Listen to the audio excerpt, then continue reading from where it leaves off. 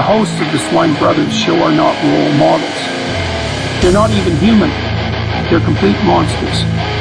The Swine Brothers show is dumb, crude, thoughtless, ugly, sexist, self-destructive, foolish, and a crime against humanity. Some of the things they do would cause a person to get hurt, expelled, arrested, possibly deported. The fact they blatantly ripped this off from another source should be an indicator of their shameless depravity. This extreme in bad taste will offend anyone with a working brain, so listener discretion is advised. If you're still here, welcome to the sewer of the internet.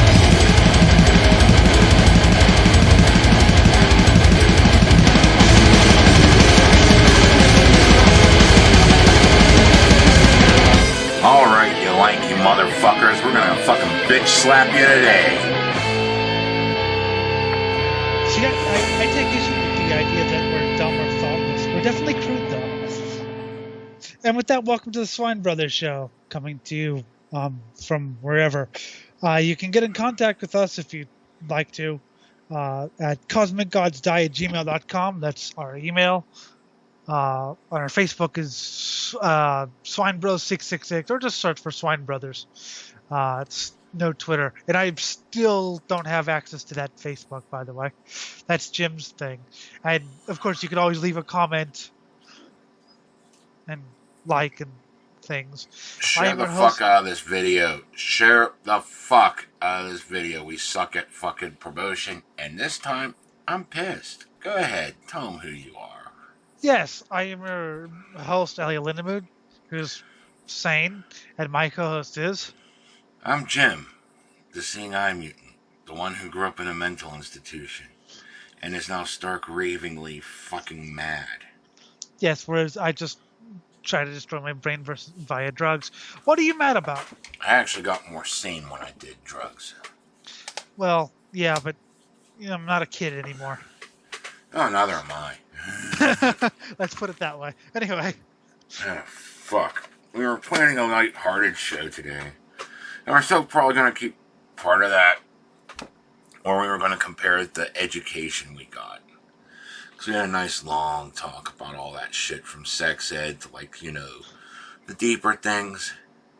Yes. But today, I came across something that showed me, how Gen Z, Gen Alpha, and all that shit, the younger generations are being taught. That reminded me of something that hit right in the fucking drudginous bowels of my heartless soul. Fuck. For long-time listeners, you already know. For the newbies, I haven't seen my kids in over 15 years. I went homeless. My ex-wife passed out in the middle of the street.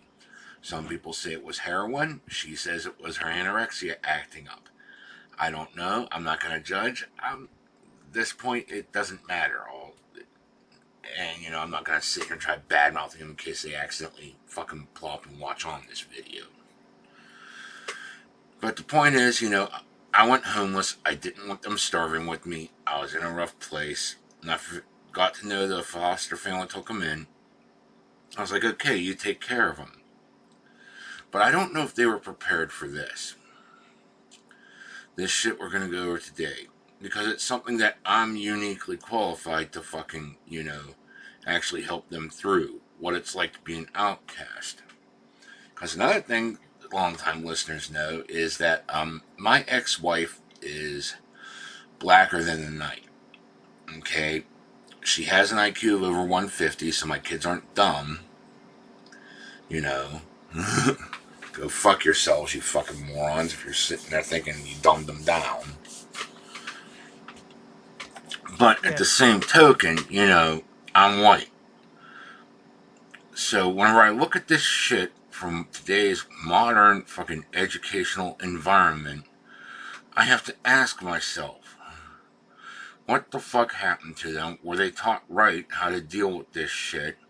Because there's so much I gotta pray to God for, because it's completely out of my hands. I had no say in their fucking upbringing. I haven't seen them in over 15 years, and this pisses me the fuck off. If I was there, I could prepare them for this. Possible ostracization because they don't fit into either category. And what do I mean by this? Yes, what do you mean by this? Has filed a federal complaint against her child's school, alleging it segregated classes based on race. She says it was put a practice in place by the school's principal, who thought she was doing what was best for every student. Channel 2's Tom Jones has spent weeks looking into this. He reports tonight from Atlanta Public School headquarters, where the district opened that investigation. Yes, the school district here has looked into these allegations and says it has taken action. Still, parent Kyla Posey says she can't believe a principal thought separating students according to race was a good idea. We've lost sleep trying to figure out, like, why would a person do this? Kyla Posey says she was stunned when she learned about classes segregated by race at Mary Lynn Elementary last year, a practice she says was put in place and condoned by Principal Sharon Briscoe. First, it was just disbelief that I was having this conversation in 2020 with a person that looks just like me, a black woman. It's segregating classrooms. You cannot segregate classrooms. You can't do it. Posey says she found out the school was putting black students in 2 separate classes with 2 separate teachers. The white kids were placed in 6 classes with 6 different teachers. The parent says she found this out when she let Briscoe know she wanted her child placed in the classroom of a teacher she thought would be a good fit. Posey says the principal said that wouldn't work. She said that that's not one of the black classes, and I immediately said, what does that mean? I was confused. I asked for more clarification. I was like, we have those in the school? And she proceeded to say that, yes, I have decided that I'm going to place all of the black students in 2 classes. Posey says she insisted her child be placed in a class with white students. She says Briscoe explained her child would be isolated. And I explained to her she shouldn't be isolated or punished because I'm unwilling to go along with your illegal and unethical practice. That there is just the icing on the cake.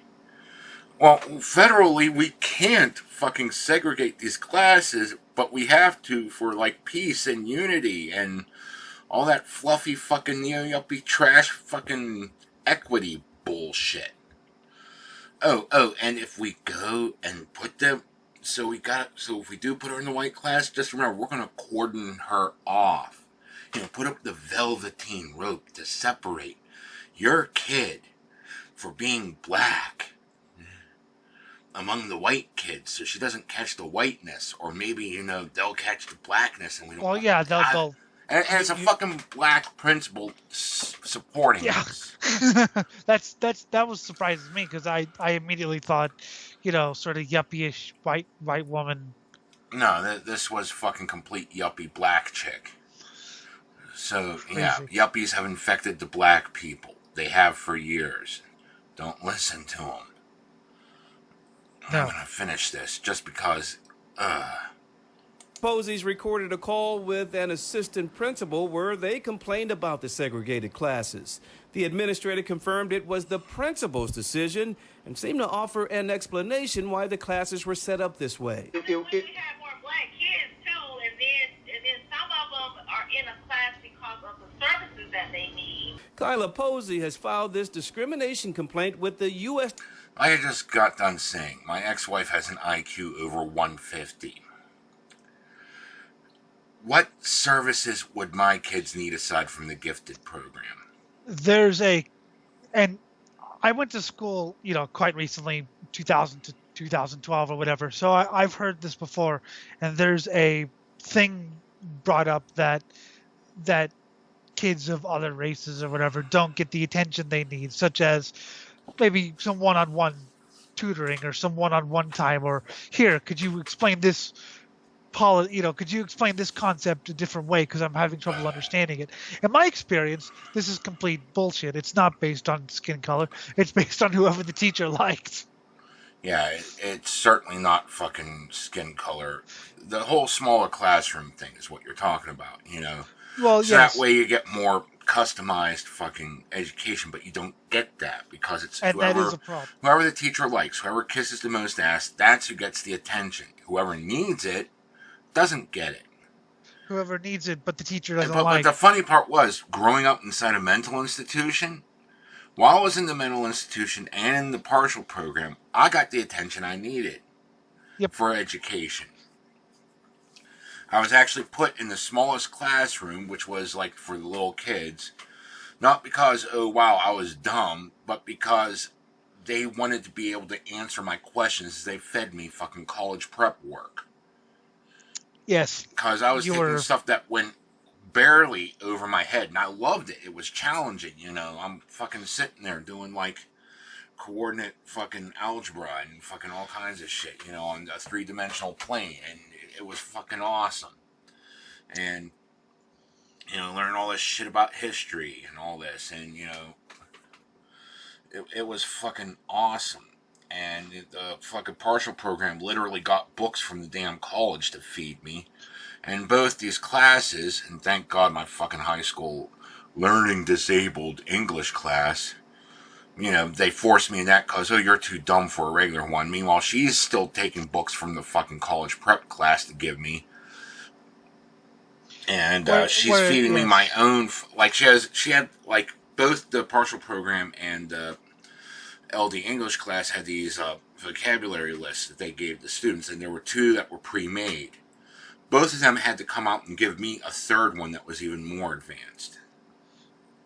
So, you know, I had people actually, when I had a question like, okay, so this Io, this moon of, I think it was Saturn, it has methane on it, which would prove that it has ample oxygen and carbon. Would that mean that there's a possibility that there's life there? This was a question I'd ask, you know, while I was in the mental institution. You know, because I read up on Io, a moon of fucking Saturn. You know. I think I figured it. And years later, I was sitting here watching a fucking documentary saying, yeah, this is one of the places where life would actually be. Like 30 years after the fact. I'm watching a documentary where someone said, yeah, there's a possibility. It's like, wow, damn, I had my shit together as a kid. Red Dwarf actually had people be from Io in the future. Whereas, I mean, I've seen classes that were so big, the teacher literally had a microphone to talk because I didn't see that until college. I was expecting, hello, California, are you ready to get schooled? Yeah, that would have been great. Get yourself a shock jock teaching you. And this is why Jan Hancock's signature was this huge fucking piece of shit on that piece of paper. But yeah, I tried, because they had like a resource room for the blind thing. I tried, but the thing was so underfunded and understaffed that it was like whoever had, like, the people who could see a little got their shit first before I did, because I needed something special. So I didn't have that. No, this is an Atlanta school district. Georgia. Yeah, it's probably got a shit ton of black kids. Yes. Which they're cramming in like sardines into two classrooms. 2 teachers get the black, and then 6 get the white. Well, it reminds me of Wendell Scott when he was talking about in Virginia, because he had spent some time in Kentucky. He was a black racing driver. He spent some time in Kentucky where the schools were integrated, and he goes to back to Virginia, and K through 12 black school is 3 rooms. You know, sardine type. And that's exactly what you fucking did here. And gotta remember, a black chick who went through school enough to become principal did this. Yes, and she had to have grown up with parents who at least had, or grandparents, more likely, that went through the fucking civil rights movement. You know, either parents or grandparents. I don't know exactly how old she is. But either way, one of them went through the civil rights movement. They took fucking hoses. Because this is Georgia, the thick of it. You know that they had those fucking, at least been adjacent to the protests, and even if they didn't want to be involved, they would have been fucking hosed down. Or watch the news at least. Uh-huh. So just to this is not hoses some sort of for ally. the exact opposite for this to happen. Arrested. Fucking God. Just the things that happened during the fucking civil rights movement to people just trying to fucking, get an even break. And now they're doing the same exact thing that the neo-Nazis want. The same thing that those fucking assholes that fucking sucked Jim Crow's cock want. You're doing it. All for the name of peace and inclusivity. People suffered to have the exact opposite of this happen, yet you're making it happen. Yep. Just to tell one story, in either Alabama or Georgia, the integrating bus passengers thing, anti-integration people, racists, stormed the buses, and the cops gave them, I think, 10 minutes before they knew what they were doing. They were right there. They gave them 10 minutes to beat the protesters before arresting them, and so I think a couple of people died or were seriously injured. Or yeah. That's the kind of horrors they went through for the exact opposite of this. Yes. Why are you doing this? And what the fuck are you doing with my kids? What the hell did they learn for fucking 15? For the years I could not teach them. And how the fuck were they treated by their peers because of shit like this cropping up? Because you cordoned off because, you have to have them in the white classroom? Fine, we got to put the velveteen rope around them, put them in the corner, way in the back, so they're even more ostracized? I'm curious, what is the, because here it's a melting pot. What is it where you live? Is it is it diverse? Is it? Okay, you can definitely tell that we have minorities, but no one treats them different. We got a couple. I don't understand why Danemon complains about the fucking racists whenever there are fucking 6 of them. Out by where she lives, there's 6 of them in a town of a few thousand. Okay. Yeah. Out here we have about 12 of them, and we're a little bit bigger because it's Greensburg. But they're laughed off into the fucking corner. Okay. If we don't hear them, you could go through your entire life and not hear a single one in real life. You would have to know which bar to go to in order to hear them grumble about fucking damn dark meat, blah blah blah. You just have to go to Orange County here, which is rich people, because here it's California. If anyone tried to do something like that, they would be laughed out of the building. But everyone, regardless of skin tone, gets treated pretty much the same. If you're known to be a scumbag, you're gonna be hounded, or at least have the reputation of a scumbag. I had a reputation of being a scumbag since I was a little kid. Oh, when I was younger, the racism was more pronounced. I will admit that. But it was more minor shit, don't go to this part of town because it's the black part of town. And yeah, it was the worst part of town, but not because it was black, but because there was a lot of drug dealing going on. Well, yeah.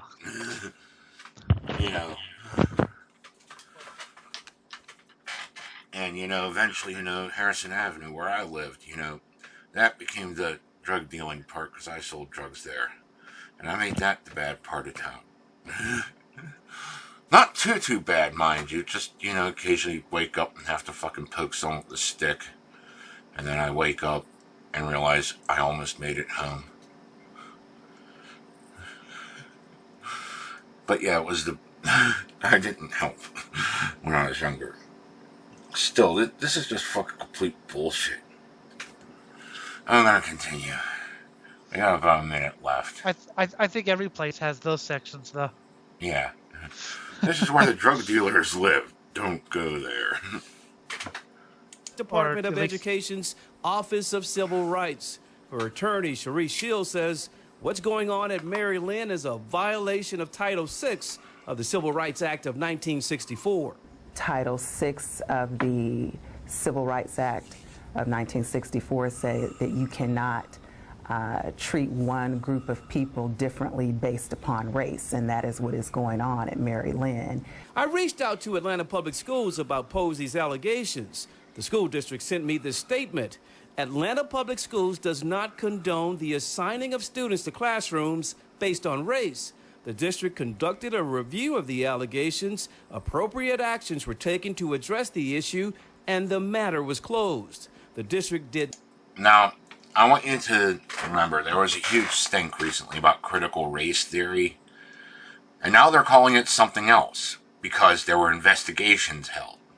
And, like, people didn't like it, so it's like, oh, God. So now they're calling it something else. And then someone found out what the new name was, and now they're calling it something else. But it's the same damn thing, just giving it a different term, so that way you can't track down where the fuck it is. Cause, They learned that and this from... is the culmination of what that Yep. critical race theory is, right here.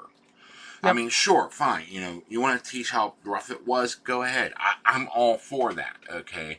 The fucking bullshit about, you know, black soldiers being denied the GI educational grants, that's bullshit. No, we should learn that that's something that happened. But segregating classrooms based on race, no. Like I said, my kids are biracial. Where the fuck do they fit into your utopia, you fucking bastards? Oh, you're gonna fucking punish them for the accident of being born neither one or the other, or both? They learned, of course, the CRT crowd learned that from the intelligent design crowd who, you know, changes the name every couple of years as well. So it's the left learning from the right. Oh, that's why I can't ever remember the name of intelligent design, so I could bash it. I'm Well, a fucking creationism. No, creationism is, you know, they dug their feet in. They actually call it the same thing over and over again. The intelligent design crowd, God, I want to fucking beat them over the head. Who are you to fucking dictate how God did things?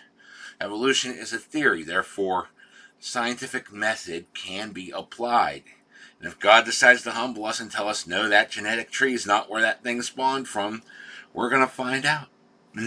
It's that simple. Don't put fucking words in God's mouth, you fucking morons. I'll put my dick in God's mouth. Oh, you're a Satanist, so fine. Oh yeah, just a little blasphemy. Yeah, no, that's I find that. But what I was saying is that, you know, it's you have to rename. You know, if something gets unpopular, you have to rename it.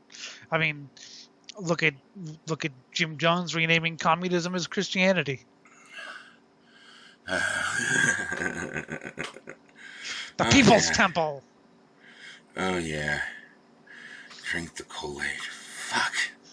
Drink Oh, the sorry, Flavor Flavor Aid, yeah. Which means he's a cheapskate.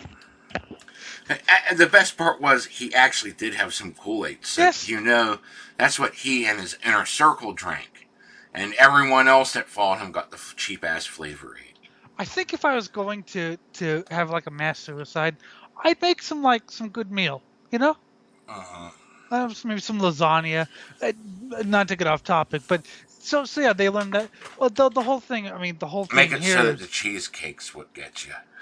That way, you know, you eat your full meal, you're happy, you take a bite of your dessert, then you collapse dead. I like that idea. The whole thing about you know, California is, of course, we have more than just white and black, so that would. And we got more than that here too. And like I said, you know, people are treated more according to like what's known of them. Like I said, and if you're acting like a scumbag and they don't know you, then they're going to treat you like one. You know, yeah, I mean, but my reputation has a lot more to do because this is a smaller town area. So, like, you know, reputation spreads. And if you defy your reputation, then, like, people will take notice. But usually only in Greensburg, not so much in Jeanette. Yeah, I mean, my question is that Atlanta, you're talking about your kids, and what if there's like the one Asian kid in class or whatever? Oh, I was talking to this one guy. fucking shit.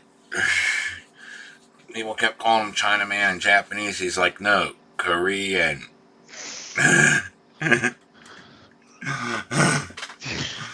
Yeah. But, like, he takes it in good humor, at least. He's like, I understand, you know. You can't tell the nuances, but still. Well, even in the punk scene in the 80s, there was a Filipino girl who was always called Japanese because there were too many drugs. We never did that. Because we always understood like where people, and I mean, no, I had I told you about the half white, half Hispanic guy, and the white girl, and the girl who's on another fucking planet altogether. I mean, if you talk with one of the many American accents I recognize, I don't even ask where you're from. Okay, just because I figure you're from America. You were born and raised here. Yeah. If you have one of the more recognizable foreign accents, I might ask where you're from. I asked where you're from because you do have a little bit of an accent. There's just certain words you use that are like, there's certain words you say, okay, what's that thing in the car that keeps it cool? The air conditioner. AC. No, that keeps the engine cool. Oh, the radiator. Okay, you don't say radiator. Okay. There was some announcer who kept saying, who was from your area, kept saying radiator. I was like, oh, yeah, that's common too, and it hurts my ears. But you also have to remember, fucking shit, I grew up in a mental institution and received this education that was far superior than what the fucking public school districts had. And so I had a bit of an ego about me for having, tested in the loony bin as having an IQ of 180. And, just this huge ego about me and looking down on people for years until Jeff told me, what's more important? Sounding completely superfluous and as if you have the intelligence of everything but no one can ever understand you, or getting your idea across. That's when my vernacular started to change into go fuck yourself. Well, that's what in the early days of the Mud Bomb show, they had it was two Southern guys who were like best friends, since school days, and they were talking about how when they were kids, there was a movement, amongst those kids to like not be Southern, right? To cut out some of their Southern dialect. So one of the guys is saying, yeah, I said fixin' to you once and I got laughed out of the room, but I've never said it since. So that's I think it's a bit snobbish, but you think you have, as you would probably agree, you think you have a better education than back then. You've heard what we learn now. Well, my time in school. Yeah. Oh, God. We were talking. Let's start with preschool, because I like that comparison. Okay, Sesame Street, Mr. Rogers' Neighborhood, those are preschool age shows. You watch them during school hours. Yes. I remember when Mr. Hooper died, and they had 2 episodes of fucking Sesame Street talking about death. I also remember whenever one of Mr. Rogers' goldfish died, and he talked about death.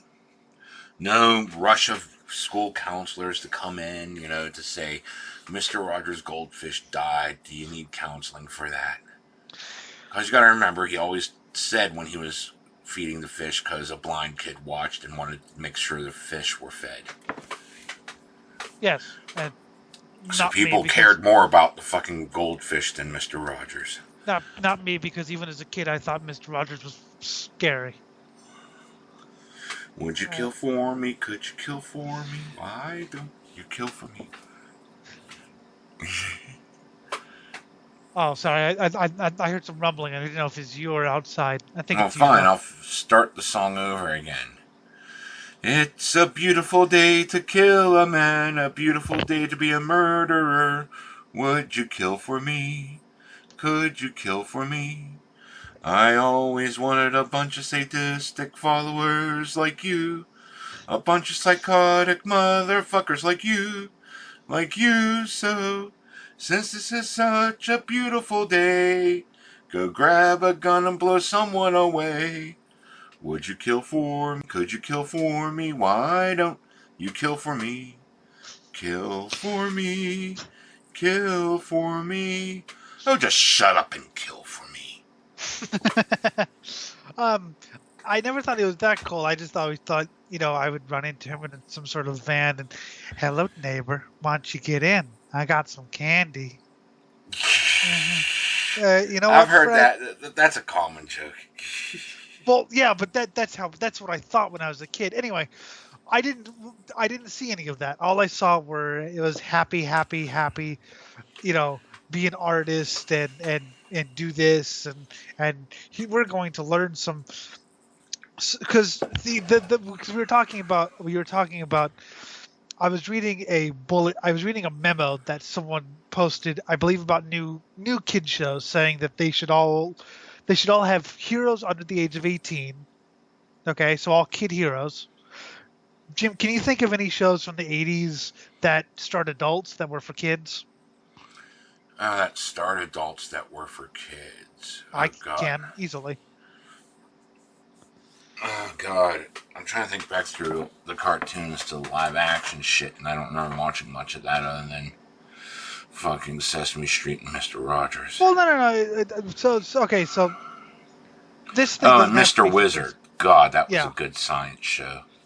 So every program has to have black and white morality. Even when I was a kid, we had some gray morality, or we had some, well, they're murderers too, or they did this.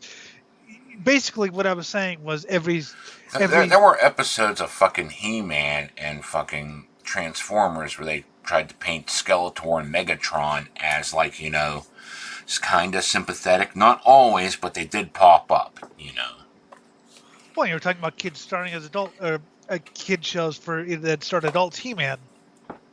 I made the joke that they want every. Sorry, screaming at me. So I made the joke that they want every show to be like a preschool show, and that's what started this all. I just wanted to provide some context to.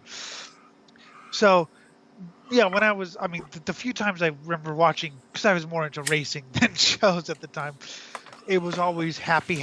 It was happy, joy. We had Gem and the Holograms. That was a show starting adult for kids. Mm-hmm. Yep.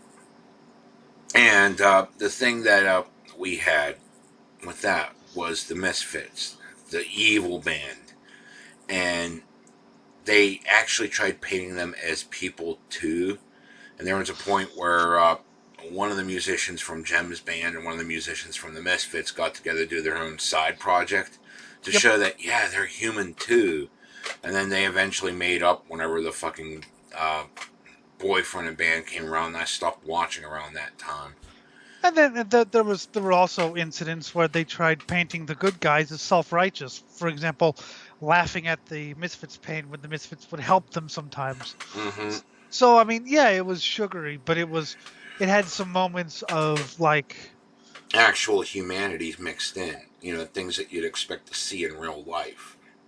Yeah, and kid shows. Granted, I didn't watch that until much later. But kid shows when I was a kid had, not every show, I guess, but had shows with that kind of thing where they were, hey, look, this person's, they might be the enemy, but they're actually people. Or like I said, so you're going to help this person who, let's say, burned a village to the ground or whatever, even though that's just as evil because, innocent people were there.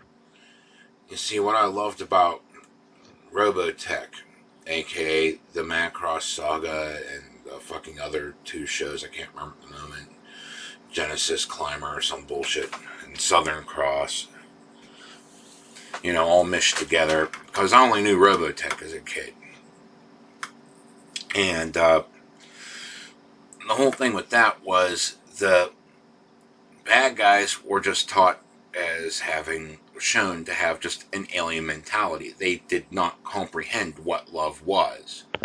And they were exposed to these things like music that like fucking flipped them out. And some of them went psycho and others were like, please tell me more. So like, the aliens were presented as just not knowing what human emotions were, And once they were exposed, it was like, some loved it, some rebelled entirely, and that was that, you know. So, and it was just like this interesting thing, and main characters died, and I was like, holy shit. Well, and there were some shows. I mean, you had Invader Zim, where the protagonist was a literal alien bent on invading the world, and yeah, you weren't supposed to root for him, but he was the main character. Or you had Ren and Stimpy. I'm sure you know Ren and Stimpy. Oh God, Ren and Stimpy was glorious.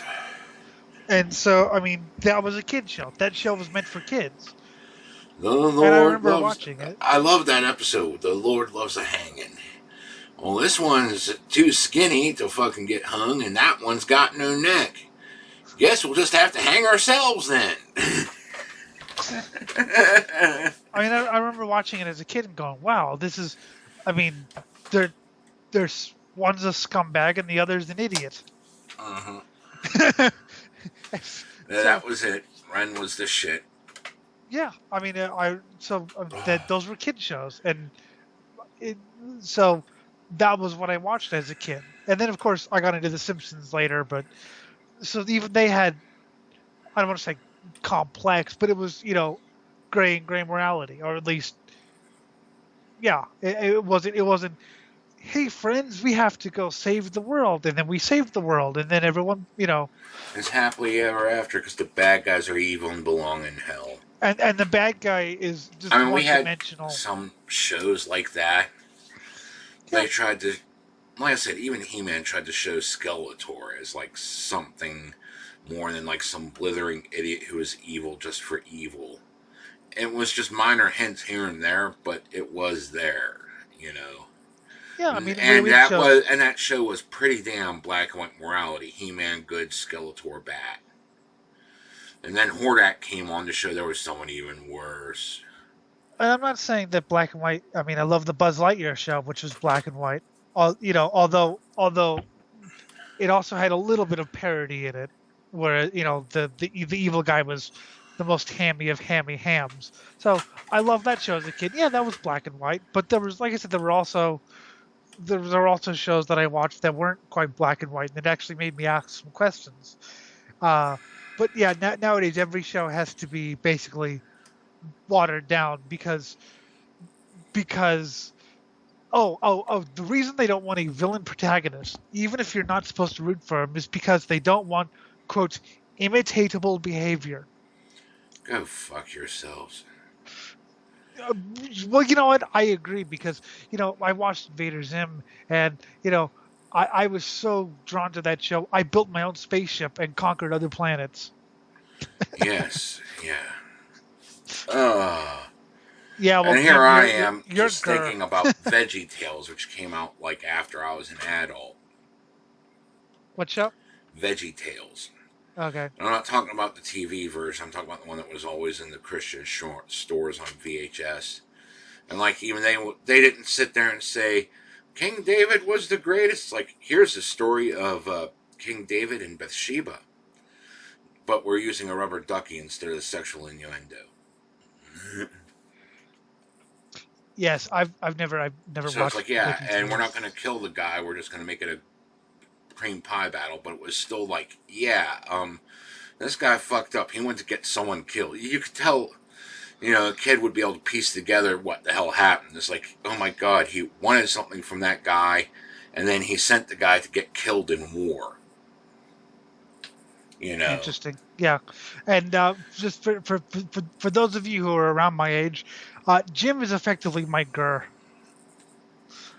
the defective robot that never works.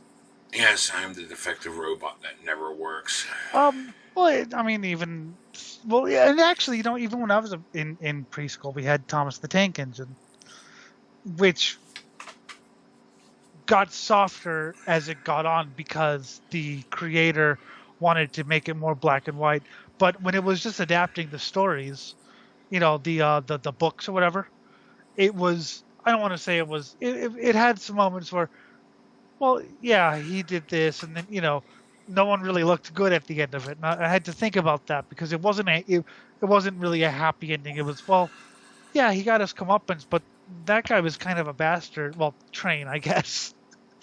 It had moments where I had to think a little bit. Whereas then it got, all cuddly, and everything became about Thomas. I remember you talking about you saw an ad and you thought it was Thomas the Tank, and you were thinking of the huge tank driving through the. Yeah, as someone parodying Thomas the Tank Engine. You I thought that's what it was while I was going through the fucking TV guide because they abbreviated it. It was Thomas the Tank. I'm like, oh my god, did someone finally make a kick-ass parody of this, turning Thomas into a tank, just mowing people You're a over? really useless. You're a really useless tank. Runs him over, shoots shells at him. Oh god, that'd be fucking hilarious. But Do you remember the picture? Do you remember the picture of the Thomas covered in flesh? Oh, that was ages ago. Yeah, but I can't even see it, and I thought it was fantastic. But so yeah, I mean, so when we got to school, like I said, we learned about history. We were also talking about sex ed. Oh god. What did you learn in sex ed, you mental patient, you? Well, in the mental institution, I was actually shown a video where they went through the pros and cons of abortion, and they had someone that regretted it and someone that was okay with, getting the procedure done. They gave both sides of the coin there. Yeah. That was in a mental institution. In school, yeah, we were told to try to be abstinent, but at the same time we were said, we know you kids are going to fuck up, so here's a condom. My sister apparently watched some video about live birth or whatever, and she said it was disgusting. We had something about birth, but let me tell you, so the first 10 weeks of the semester was, because it was health class, right? So the first semester was all about eating right. You can see how well I took that. Jim knows what I eat. So the second semester, half of it was sex, half of it was drugs, and I did plenty of rock and roll. So 10 weeks. First day, first couple days. Here's a condom. Now, this is a condom. This is how it works, blah, blah, blah, blah. 9.5 weeks of, but you should be abstinent.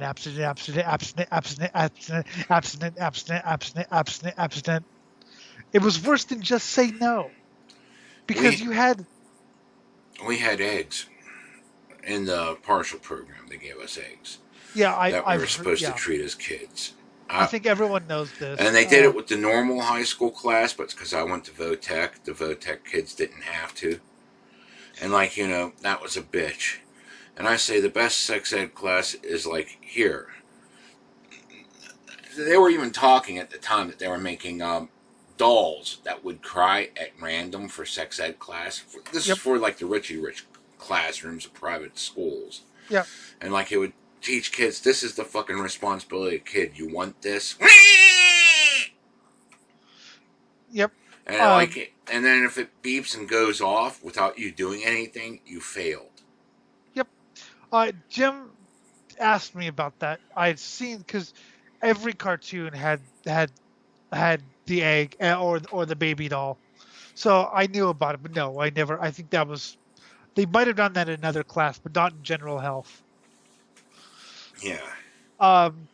So it was 9.5 weeks of why you should be abstinent, and I was warned about this thanks to one Mr. Jello Biafra, who was criticizing these schools. About 2 months before I came into high school, I heard that album where he was criticizing schools' sex ed.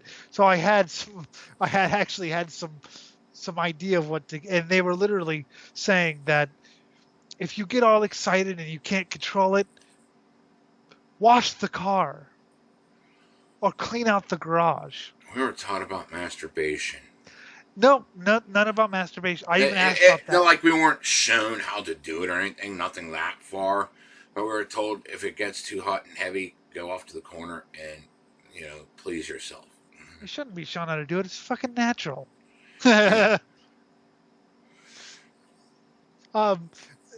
I asked about it. I asked, so what about masturbating? Well, you could if you really need to, but wouldn't it be better if you just didn't? Because I'm sorry. I'm sorry. Be better if you didn't. Because what? no, I'm gonna fucking masturbate right here. no, Oh God, no, no, Jim, kid, no, Jim. It gets better. It would be better if you didn't. Because I'm sorry. Because you could get AIDS from your hand. AIDS. They didn't even do that with us in the 80s during the fucking height of that shit. They never said you could get AIDS from your hand. And they came with some pretty retarded shit that, like, you could get AIDS from too. And you know what else? I heard? I mean, the kids in the slow classroom knew better. I know. It gets better. It gets so much better. We were told, and this was in the textbook. Ready? Oh, God. Touching another person's genitals could get them pregnant.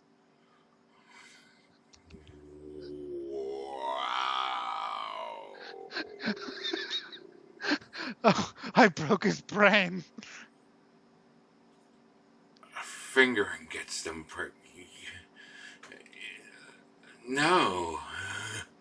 I mean, No. I've heard how that can work. You have to if you have to jerk off all over your hand and yeah. shove it in there. You know, yeah. That's how that works. But that's not just touching them. You know? No, that's what was in the actual because it wasn't that they believed it. They were trying to scare you into not doing it. Yeah. So they just lied. Oh, and yeah, and it's just like the communists today. They have nothing but lies to try to sell their shit. And it's like, well, I'd rather win the argument than, be honest. Hey, I haven't even gotten to the videos yet. Oh, God. Yeah, the videos all about a guy and a girl are talking. And it's always the guy who asks about sex, by the way, in those videos. Oh, yeah. And it's always the girl who has to say no. It's like that video we were just watching. This is the type of people that would say that black chicks are too stupid to know which cock they want to ride. Meanwhile, I'm thinking back to my marriage and the number of times that my ex-wife, while we were still together, she'd push me down and ride me. I mean, I'm not going to fuck it. I wasn't complaining then. I'm not complaining now. That was some fun. But, she just took what she wanted. She wanted the cock. She knew what she wanted. I sent your little comment to you-know-who, and she had a good laugh about it. Oh, God. But, yeah, it was always the guy who asked about sex. We also had one about stealing as well. I actually had to do like a morality play in social skills, unfortunately, because I told you about that, right? They said I wasn't making any friends, so they went to social skills, which was stupid because I was making friends. Anyway, and I had to do a morality play about stealing. Of course, I was the one encouraging people to steal. I mean, I had to. There's no way I could be the... No, I don't want to. Oh, God. Even before I got into drinking and fucking partying and shit, back whenever I was like, I'm high on life. I don't need that shit. And I'm hanging out with the stoners saying this, and they just respected that, Because they realized I grew up in a mental institution. Yeah. I eventually came around, though. Anyway. One of the plays we had to do was about, we were doing this short little skit about DUI and, like, how to give up your keys and all this shit and designated driver. And, like, I played the drunk that was just passed out at the table.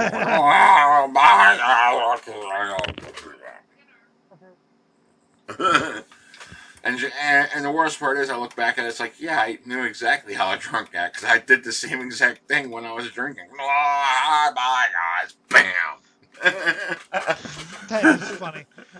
Can I talk to you off mic for a second? Alright, so we're back from talking off mic. He had to take a shit on the damn microphone. Goddamn useless motherfucker. Yes, that's a problem. Speaking of being drunk... Yeah, the drug talks.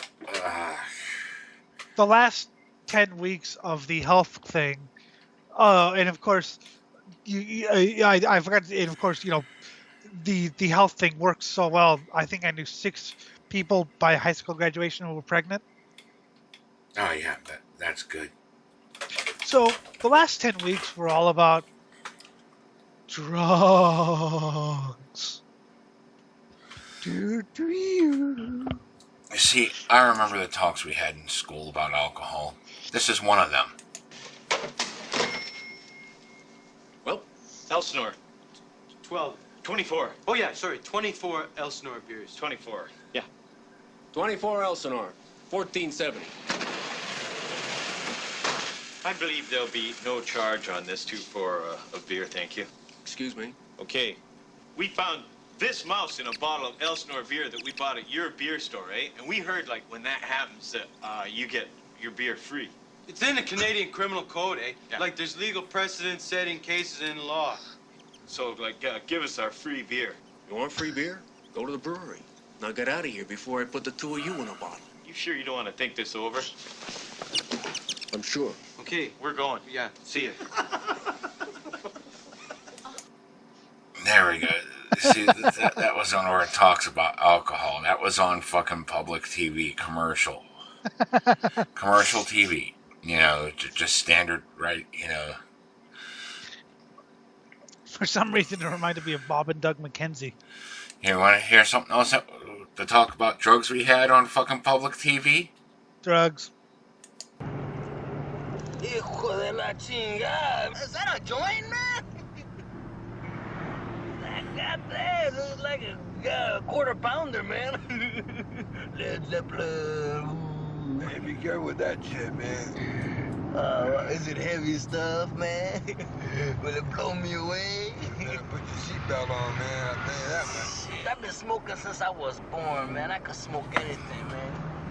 Like I smoked that Michoacan, man, Acapulco Gold, man. I even smoked that tight stick, Tight stick? Yeah, that stuff is tied to a stick, Oh, Yeah, tight stick. Yeah, that didn't even do nothing to me, man. I could probably smoke this whole joint, man, and still walk away, man. Wouldn't be no problem at all, man. Talk it up, man. Do nothing to me. Kind of grabs you by the boo-boo, don't it? Hey, man. What? What? Oh. What's in this shit, man? Mostly Maui Wowie, man. Yeah? But it's got some Labrador in it. What's Labrador? It's dog shit. What? Yeah, my dog ate my stash, man. Had it on the table and the little motherfucker ate it, man. Yeah? So I had to follow him around the little baggie for 3 days before I got it back. Really blew the dog's mind. You mean we're smoking dog shit, man? You see, this is the shit that would play during the fucking Saturday afternoon movie. After all the fucking Saturday morning cartoons were done, so kids might still be around the TV. This is the shit that would air. Dear God, I got flashbacks from that. From people in Pontiac Firebirds playing Black Sabbath. Yeah.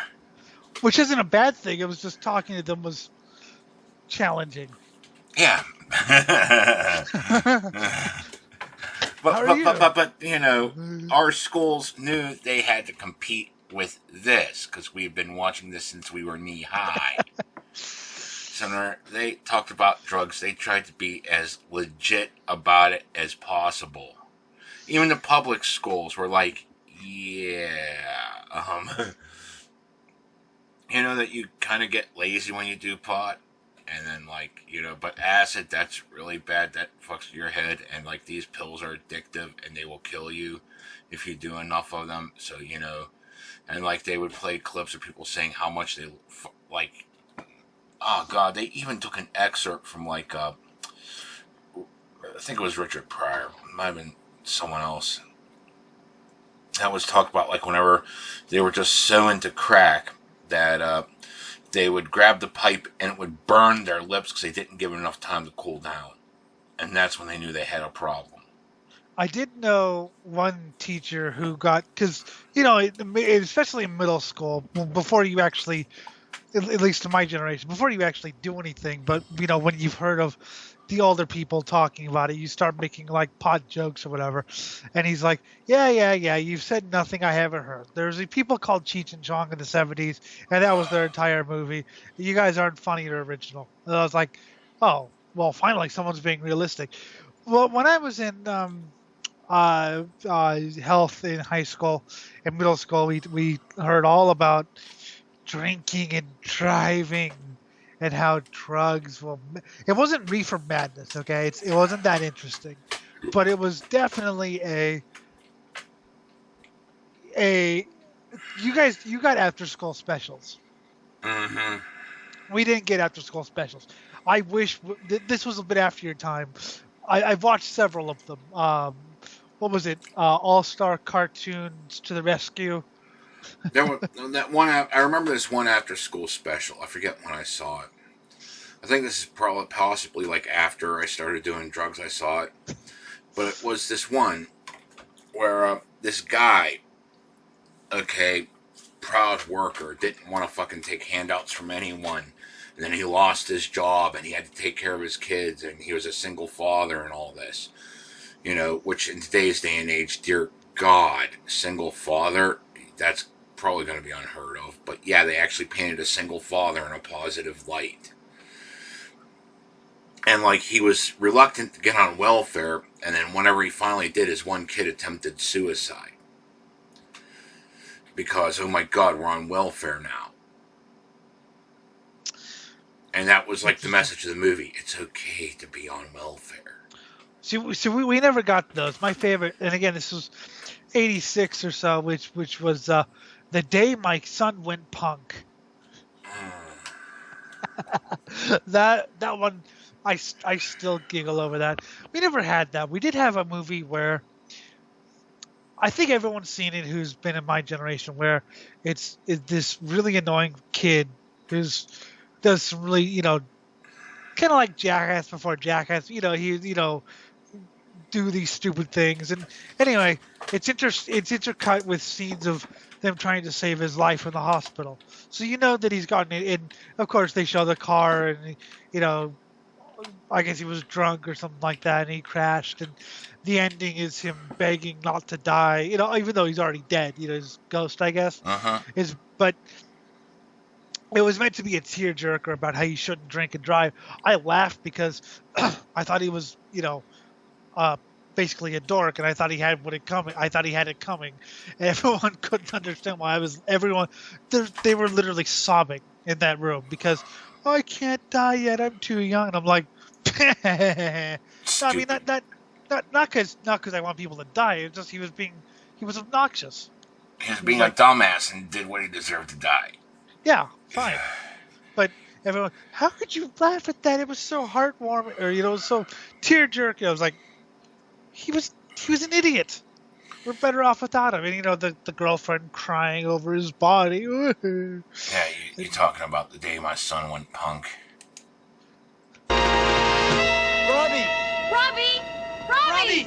Robbie! Pardue, what are you doing? Going to join the Great Hall. You can't. It's a trap. I have spells. I'm going to fly. You don't have enough points. I am the maze controller. Maze controller? Yes. And I have absolute authority in this game. Game? Game.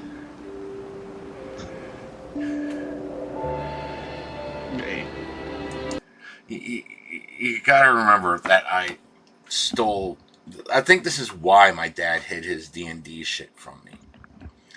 It's because there was the huge fucking satanic ritual abuse scare going on, and this is the fucking shit that was coming out during that time. Mazes and Monsters, Tom Hanks movie. It's like, oh my God, Elf Star, no, and then she dies. I don't want to be this. I just want to be Debbie. Remember Jack Chick? Yeah. Yeah, Jack Chick wrote there were people blaming D&D on kids disappearing. There was the D&D show that was so heavily censored by Moral Guardians. There was Mazes and Monsters, which I've seen. Yes, I remember. I was giggling. I know what this is. There was a lot of, because this is before my time. Back when I was growing up, D&D was just for nerds.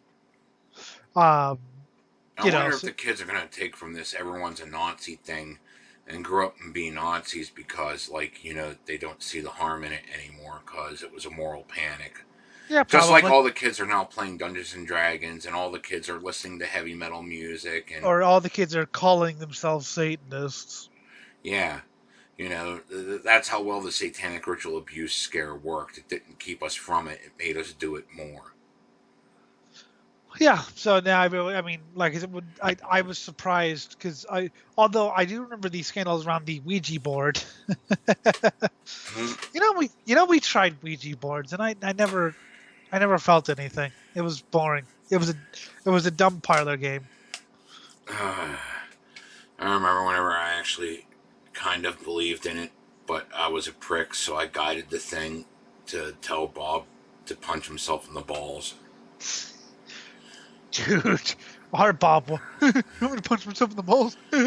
No, Bob did that. It was hilarious. I told you, think of Butthead, but just in real life. Hey, look, teeth are falling out. Yeah. Think if Todd was related to Butthead. Oh, God. You know, we're into cars, kind of cool, but then just that stupid at times. Yeah. You know, that was my Bob. Bob was cool. I mean, it's not like he wasn't cool, but it was just he was. I don't even know if he was stupid. If he just was, he just liked hurting himself. He died. Yeah. So did my Bob, but my Bob decided to eat a shotgun shell out of depression because he couldn't fucking get back into the military. I think mine overdosed. Yeah. I think he took the bad acid. Anyways, back to education. Well, that's education right there. Yeah. Don't take the bad acid, kids. Yeah, don't take the bad acid. And don't be a pretentious cunt just so stuck on one goal. Try to adapt yourself when life throws you a curve. So drugs. Oh, and play more D&D and listen to death metal. Yes. So drugs. We were bombarded with, like I said, drugs are bad, alcohol is bad, drugs are, there no actual pods, no, not even try it in moderation. Just say no. Meanwhile, that teacher wasn't, but I knew teachers with drinking problems. They were the fun. I mean, there was one. I didn't have him, but he was a friend had him, and he would during tests he would take out a picture of a forest, and he would start crying, and everyone would leave the room. So, you tell me, drunk on drugs, or maybe tried to fuck a tree. He tried to fuck a tree. See, I remember whenever I was married still, and the ex-wife wasn't giving it up. So I walked out into the middle of the woods while I was walking home from work and rubbed one out on a tree. Remembering this one spread from my dad's attic years ago, many years before this, while I was jerking off on the tree, where it was the tale of the wood nymphs, and it was like just a lesbian scene where they were wearing fairy wings. Yep. MCP has a lot about wood nymphs and things like that. Of course, it's less about. Yeah, MCP has tales of wood nymphs and things like that, and there are people who draw sexy plants. Anyway, and then the big school project was you had to design a PowerPoint all about drugs. So I chose heroin because, you you can't really. I didn't know enough about crack, but it's like you can't make crack sexy. You can't really make heroin sexy. Mm-hmm. And my dad was kind of against it because it was so ugly. I was like, that's the point. I'm not trying to make an anti-pot thing. I'm trying to make something, and it was so disturbing. Apparently, scared people. And we had a list of people who died. Musicians. Of course, Gigi Allen was there. Yes, you have to include him. Yeah, have to. But we included but it was just all a bunch of, like I said, there was no realistic advice when it came. They were if I got my hands a couple years ago on Jehovah's Witness propaganda. Oh, good. Because I love that sort. Mm-hmm. And they were saying stuff, and it felt like I was back at school about how drug addicts share needles, and they do out of like rusty spoons or like bottle caps or whatever. Yeah. And as Dave Mustaine said, you don't really do that unless you're homeless. Yeah. And he would know. Yeah, he would know. But that's what I was told in school. Now, I was told from real people. I remember asking. I remember asking someone about it. He goes, "Look, I'm going to be real. Heroin sucks because and if you see two people, like a couple, on it, the one with the drugs will always do themselves first, even if the other person's, crying and begging for it, because it makes you selfish." I mean, he was talking about he had his best friend rob him because he needed drug money. It's his best friend, and then a day later, "I'm sorry, man, I didn't mean to." God, I always fucking hated crackers, heroin junkies because of that. Because smoking pot, it's like, hey, why don't you light that shit up? Like, you packed the bowl, and now you're just passing it off to someone else to start it, because it's coming back to you. But you want to share the fun time, and it's going to go around the chain. Yep. I remember we were sitting in Jeff's back porch one time, and everyone, except for this one kid, had a bowl of their own that we pre-packed before we came. So we all lit them up at the same time and passed them around. So only one person got to breathe while the rest of us were toking. Take your toke. Oh, God, here. Oh, another one. Okay. Okay. Oh, God. Another one. Okay. Okay. Oh, this is my break. God, am I fucked up? Oh, another one. Okay. I mean, because, that the community for doing pot was always share, Fucking fuck it. Here, have some. It's a good time. Let's have a good time. But the things that they would do to score, as one guy said, he told me, yeah, I had a friend, and he said, man, if I only went straight, they would love me because, the creativity, like selling fake hits of acid at concerts. Yeah. And things like that. So, yeah, that was always something. But when it came, like I said, when it came to pot, I mean, there were bathrooms you did not go in because of the pot smoke. And no one did anything about it because what are you going to do? But yet we were told in school how it wasn't quite reefer madness. It wasn't quite, it'll make you kill people. But it's like, it'll rot your brains. Mm-hmm. I mean, I told you about the neighborhood watch who said that, what was it, anyone with a car with the hood up is selling drugs. Yeah, God. Which may have been true for my hot rodder friend, but... Yeah, but that's one dude. So, like, anyone doing car repair at home is now a drug dealer. Yeah, if you're like a hot rodder or and you want to do like self-car care repair or whatever. Uh-huh. Yeah. Which I mean, there were so many others. I mean, we had a special thing on bikers, because bikers were a thing in 2010, I guess. I mean they are, but we were told that do the biker thing. Of course, we had plenty of bikers around. Oh, we yes. didn't have any, like, I think we had, like, the pagans. They were the only 1%ers around. But they were always off just doing their own thing. They weren't fucking with the other, you know. Well, yes, that's what most... I mean, there was still pot being pushed and shit, but they didn't fuck with them because, you know, the pagans were more into meth and murder. Now, the biker thing was reefer madness. We were told that if you go near them, they will kill you without a second thought. That, you know, they're only interested in mayhem. And I was like, wait a minute, but I mean, usually, other than say, like, you know, to get a show out of someone, like I know 2 Hell's Angels who would start kissing each other, not because they were gay, but it was just, you know. Fucking, I want to fuck with your brain. What are you gonna do? Question me? Oh, fucking Hell's Angel, fuck you. Yeah, they started kissing each other in a like coffee shop, and it was like, you know, because they weren't going to. I mean, they weren't going. Granted, if you did have like a tattoo of like the Hell's Angels logo, they get pretty nasty about it. But then again, I think that's perfectly warranted.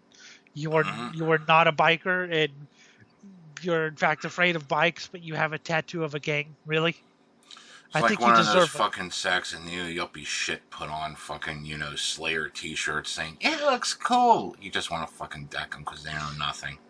My dad had a friend in a sort of like you know, like a Godsmack type band. So not metal, but, you know, like heavy rock type thing. Yeah. And according to him, he was, and I've heard his demo, and it's okay for heavy rock. I mean, you know, whatever. Anyway, and according to him, he was kind of like OCD. So, but when he was like, he would never get on a motorcycle, right? Never get on a motorcycle.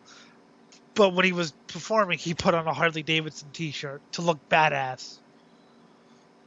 That's why I asked you if you ever ridden a motorcycle, because if you didn't, I was going to rake you over the coals. I did. Actually, not really, no, but still. Though not legally, and only that once. Most of the time it was dirt bikes. Because, you know... It's interesting. You have that, you know who, you know, my current, you know... Yeah. She's... Well, when I think she heard... I don't remember what episode it was, but she's like, wow, is Jim a biker? He has that biker voice. No. I was like, I literally No, I'm said, not a biker. I play one on TV. Yeah, I literally said that. And that's like, not only is it a great joke, but it's also the goddamn truth.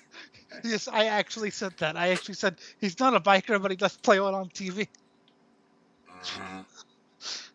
I overused that one, but yeah, it's a good joke and it's the truth. So yeah, she thought you were a biker. Yeah, so, that's a compliment. Thank you. whereas when I first met you, I thought you were like in a dungeon surrounded by the skulls of your enemies.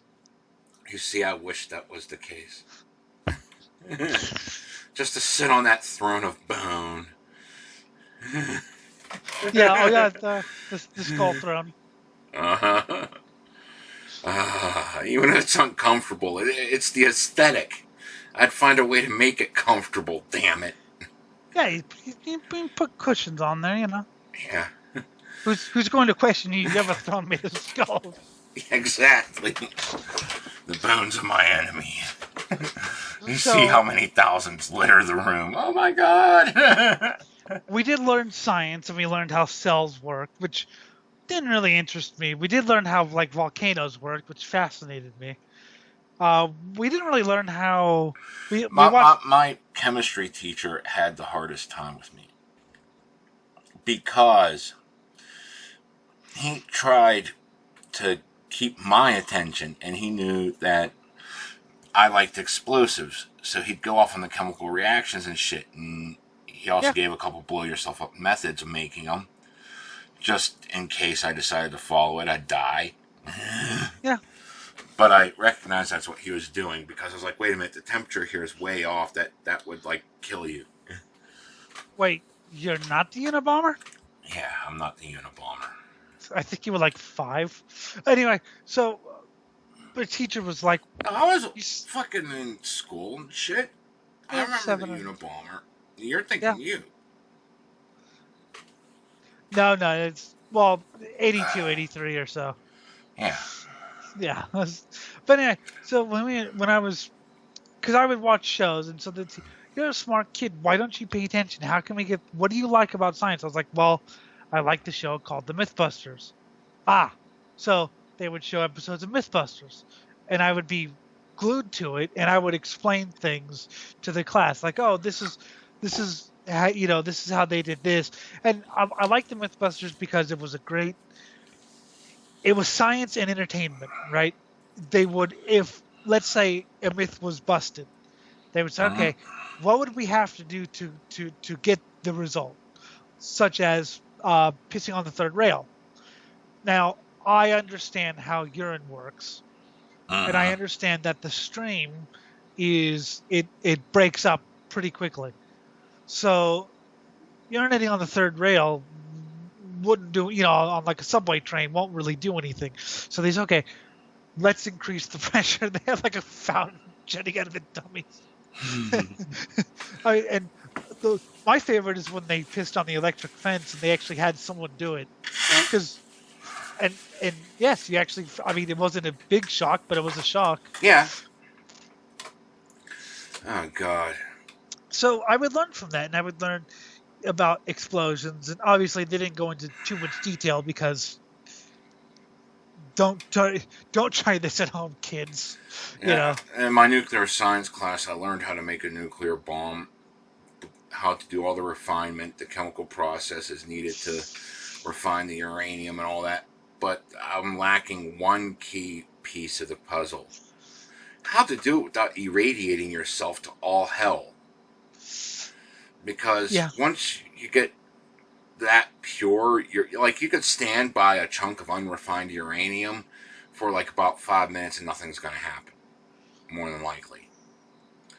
But you get it that refined where it's weapons grade, now you're talking massive radiation coming off of it.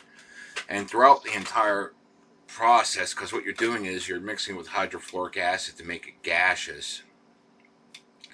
Then you gotta mix it with another batch to make it even more superfluous, so that way it could go through the fans. And be refined, and you start getting the shit, and bloody bloody blah, and I'm not going into more detail than that. Can I just stop and say, we at the Swine Brothers do not advocate the building or detonation of nuclear explosives. Regardless how fun it would be, don't do it. Allegedly. Allegedly.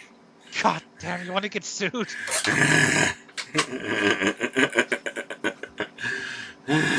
See, I've been a lot more careful about that ever since, like, re-listening to the Mud Bomb show and like, oh yeah, laws exist. Because remember, the first couple episodes, we were joking about, you're going to get arrested and you're going to say something you shouldn't have, and Jim's going to be the one, like, sitting beside me at court, going, shut up, shut up, shut up.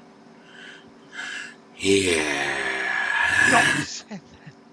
So yes, we here at the Swine Brothers Show do not condone setting off a nuclear explosion. So yes, you figured out how to do it. You just not irradiate yourself. Yeah, I didn't know how to put up the proper shielding and all that. So, like, if I had like 2,000 people, I could sacrifice. Because that's about how long it would take doing the method I learned. It would take about a couple thousand people to die for me before I had a chunk of weapons grade. Die for me? I still have to get the tritium and all the other fun shit. But, I'd at least have weapons grade uranium.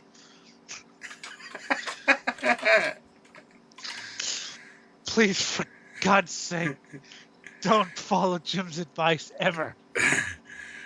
What? I'm not giving advice. I'm saying what I learned in school. I'm not telling them to do it.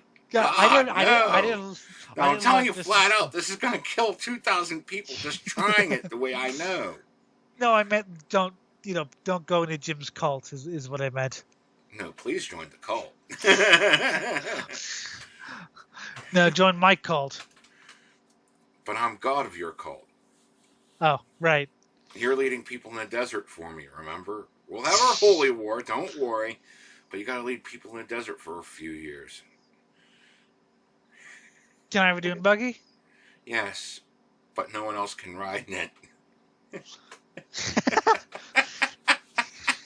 Where's he gone? Follow me! Oh my god, he's going around in circles. Bam! Bam! Oh my god! Follow me! Then he goes off the cliff. So you learn more about sex and drugs in the loony bin than I learned via basic school, and of course I learned.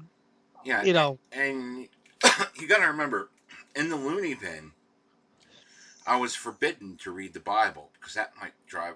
We weren't allowed the Bible because, except for like those of us that were religious, and we could get it for like the length of the sermon that they were giving, at the All Faiths kind of like little alcove they had, and that was your extent. They're like 30-minute sermon. That's as long as you could have a Bible. Mm. You couldn't take it back to your room. This is why I read the dictionary, because it was either that or Clifford the Big Red Dog. So I read the dictionary.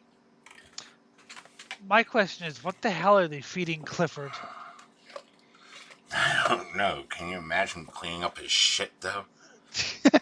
I've seen German Shepherd shit, and it's the size of a Chihuahua. Yes. So just imagine. Boom, dun dun dun dun. It's like Rampage, the entire building comes down because someone took a shit. Well, it's the joke about Futurama where Nibbler, he takes small shits, but they're so dense that it's pretty much dark matter, black hole quality. Yeah, it's ton, But just imagine something that big. I think Clifford went to the bathroom. How could he tell? I just crushed someone to death with this shit. Here's something that lets me know why I had hope for your generation.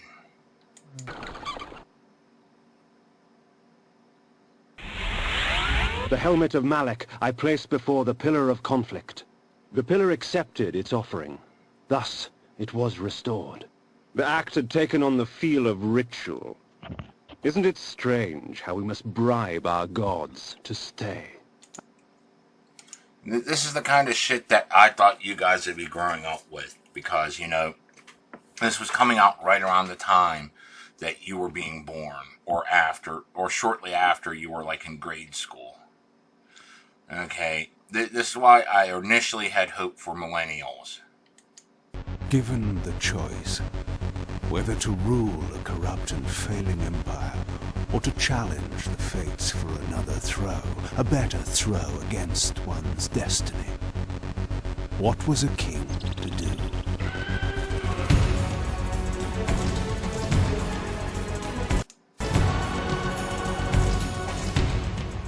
But does one ever truly have a choice? One can only match, move by move, the machinations of fate, and thus defy the tyrannous stars. I mean, seriously, do you see where I would hear this too? You cannot destroy me, King. I am the engine of life itself. The wheel will turn, the plague of your kind will be purged from this world, and on that inevitable day, your wretched, stagnant soul will finally be mine. In the meantime, you'd best burrow deep.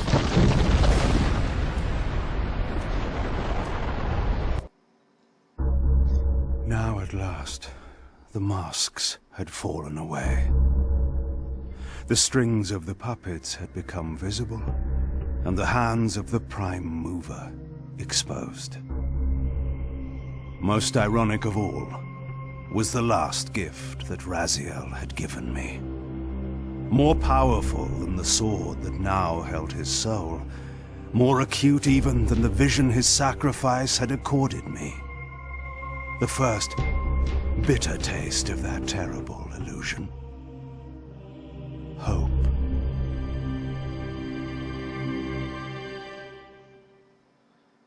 I had such hope. Why did your fucking generation turn out the way it did? God, that was a fun 6 hours. Because that game wasn't big enough? Fuck you bastards. Fuck you all. I mean, it was a great... I loved watching it, but I had never heard of it until about 2016. Yeah, I know. And I had to show it to you. Well, I had heard the name a couple times thanks to perusing a certain site that will ruin your life, but I didn't know anything about it.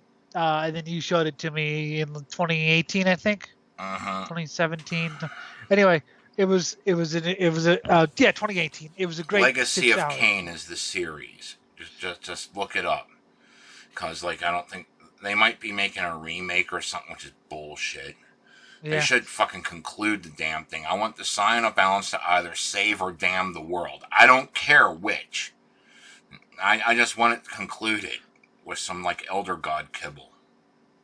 Because at least he's insane enough to not be driven insane by looking at it. I mean, our generation... Well, okay, fine. You want to know why we ended up so fucked up? Because around that time this game was being introduced, we were being sheltered from violent video games. They tried sheltering us from violent video games too, and we had Mortal Kombat in the damn arcades. And Marilyn Manson. And Rammstein. Somebody, I showed this to you. I don't know if I showed it to you or if you saw it yourself, but somebody said that something like, I can't believe Rammstein got arrested in 1999 because America is the land of the free expression.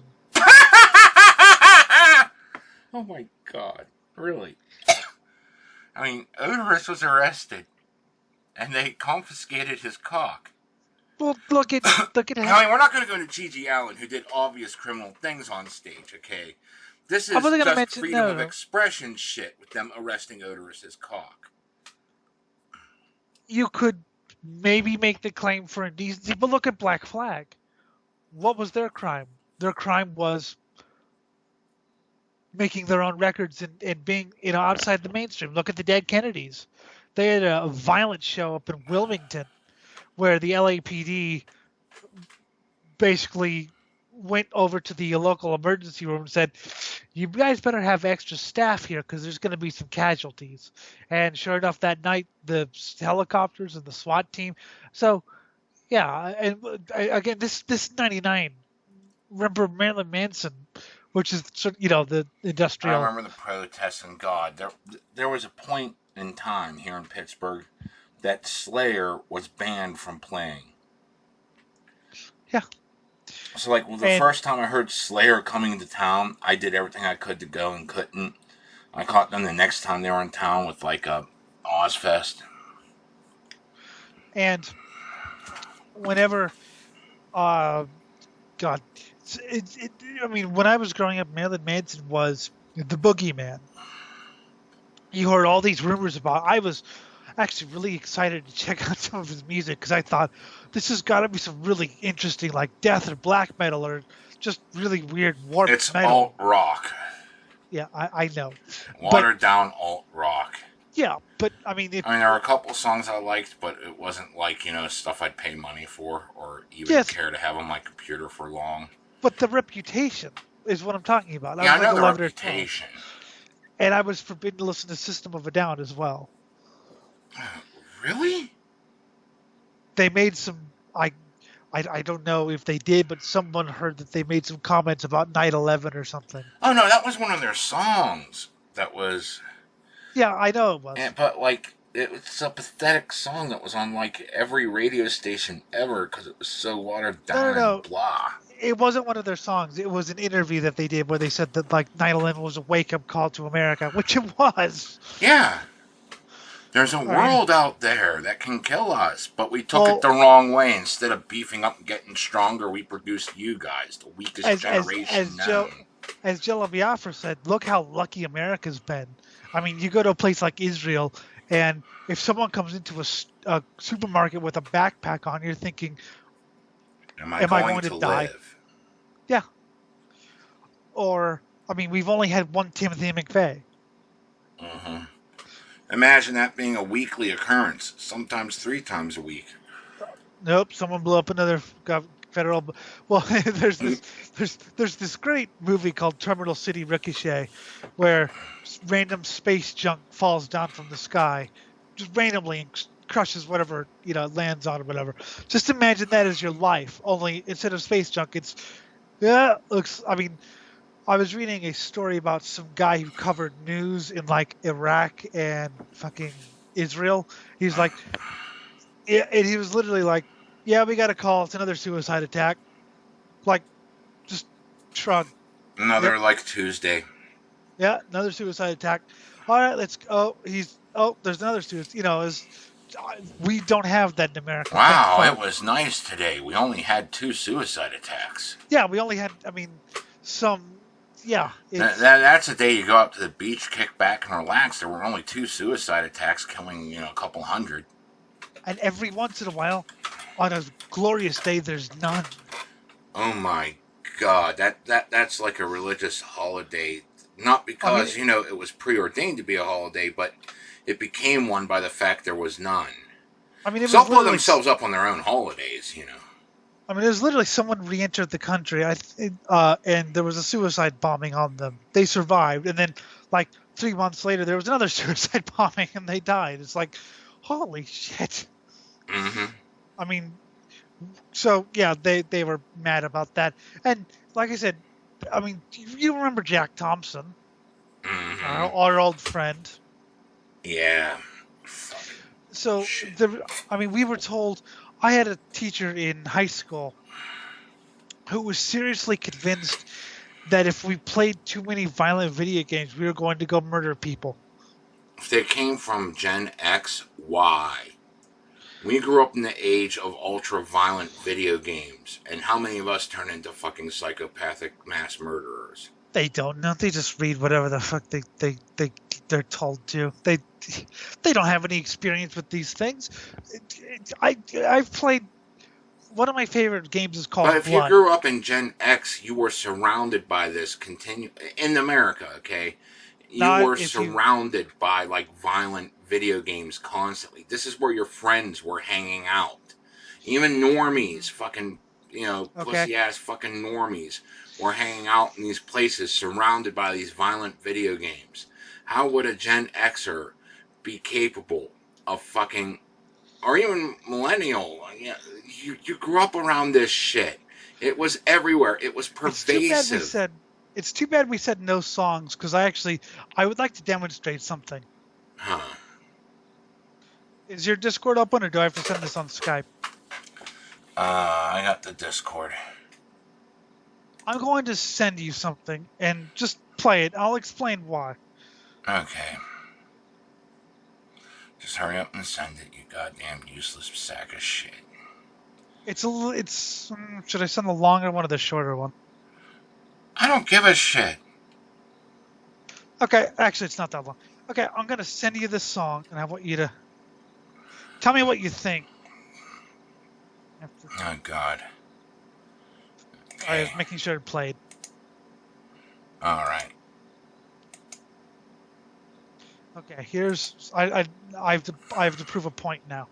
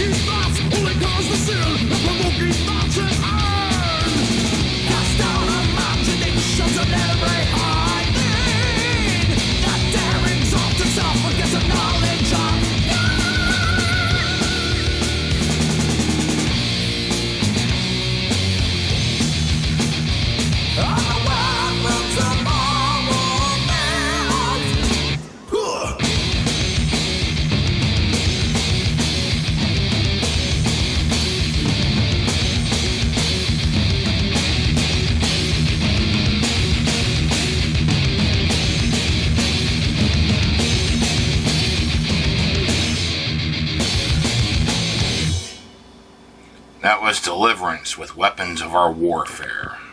What did you think of that song? It was a bit... It was okay. I mean... A bit Did it generic remind you of... side, but... Yeah, I could hear the influences and shit. Did it remind you of a certain band called Metallica? Especially in the beginning. It's like... Yeah, that was Christian Metallica. Okay.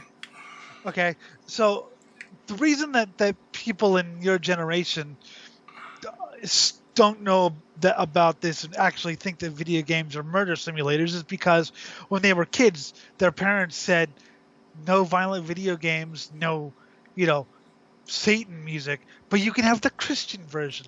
And all their friends hung out at the clean arcade, and they stayed away from the Mortal Kombat, and they stayed away from like I said, this was the Christian Metallica, and Metallica's not the most evil band in the world. There was a Christian Slayer called Living Sacrifice. There was a Christian more street thrash. It's called Vengeance Right. By the way, this band's from Los Angeles. This wasn't some Missouri. So that's why that there are people from your generation who still think that video games were murder simulators. And I was told, again, one of my favorite games that I've told Jim about is called Blood. What do you think Blood features a lot of? Blood. Guts. I live again. Sorry. Yes, a lot of blood, a lot of fire. I mean, we had Altered Beast, where the very intro of the game, after you put the quarters in and hit the fucking player button, the first thing you hear is, rise from your grave. And then you have to go around murdering everything, and then you turn into a lycanthrope. Which game was this? Altered Beast. Nice. That sounds like a barrel of fun, actually. They even kept that voice insert when they ported it to the Genesis. Rise from your grave. Nice. And, and this was going off on quarter machines in public. You have to also realize the people that went to the churchy group functions were very few in number. There were a dozen people in our 1,000 or so child class, 2,000, something like that, in high school that went to the Bible club. Most people hung out at the mall. And even the Bible club did, even though they hung out near the Christian bookstore, But, they were still exposed. And, I'm sitting there wearing fucking Cannibal Corpse Eaten Back to Life t-shirt. And walking by the I even walked into the fucking religious store a few times. So there were a few things I was interested in, wanted to read up on. Yeah. Just to see what the mentality was and, how stupid it might be or if it had any merit to it. Because, young budding metalhead from the old school class, we actually tried to read things that challenged our perception of reality. Instead of just, whatever we would have to go lock and step with. There was a girl at my school who was very Christian. I mean, extremely Christian. And I went to school with a Hellhammer t-shirt. I don't know how I got away with it, but it's the Hellhammer. I think it's the Satanic Rites demo cover where the guy's hanging from a tree. And all she said was, "That's a very interesting shirt." There was a little bit of sarcasm, but it wasn't fear or anything. It was "That's an interesting shirt," meaning you're going to hell. And I was like, yes, it is. And thank you. And, my God bless you. That was an insult. Well, hell, I almost got with her, but yeah. And it's just stupid. I remember, am I allowed to date a Christian girl? God, that's dumb. Yeah. I know. Let me show you something else that made me have hope for your generation, because you grew up with this. You said you did. Please welcome Nathan Explosion. Harvard. Solutions. Solutions to you. Salutation. I don't need this stupid speech. You think you're smart, huh? You can come up here and take a piece of this? Huh? Any of you? You? Listen, Harvard. I'm a billionaire. And most of you are going to graduate and move back in with your parents. I'm gonna tell you something, though. We have something in common. We're all gonna die. No matter what you do, no matter what you do with your lives, you're dead. You're dead. You're dying. You're gonna die, all of you. Dead. You. Dead. You. Dead. All of you. You lady. Your tits will be eaten by maggots in just a few short years. So here's my message. My message to you. Very simple message. Go forth. Go forth and die! Yes, well, I mean, I remember getting into George Carlin, because so it's funny. I grew up with George Carlin as the guy who narrated Thomas the Tank Engine, and I still think about that. By the way, when I listen to him, I'm like, and this is Mr. Conductor talking. It's like great.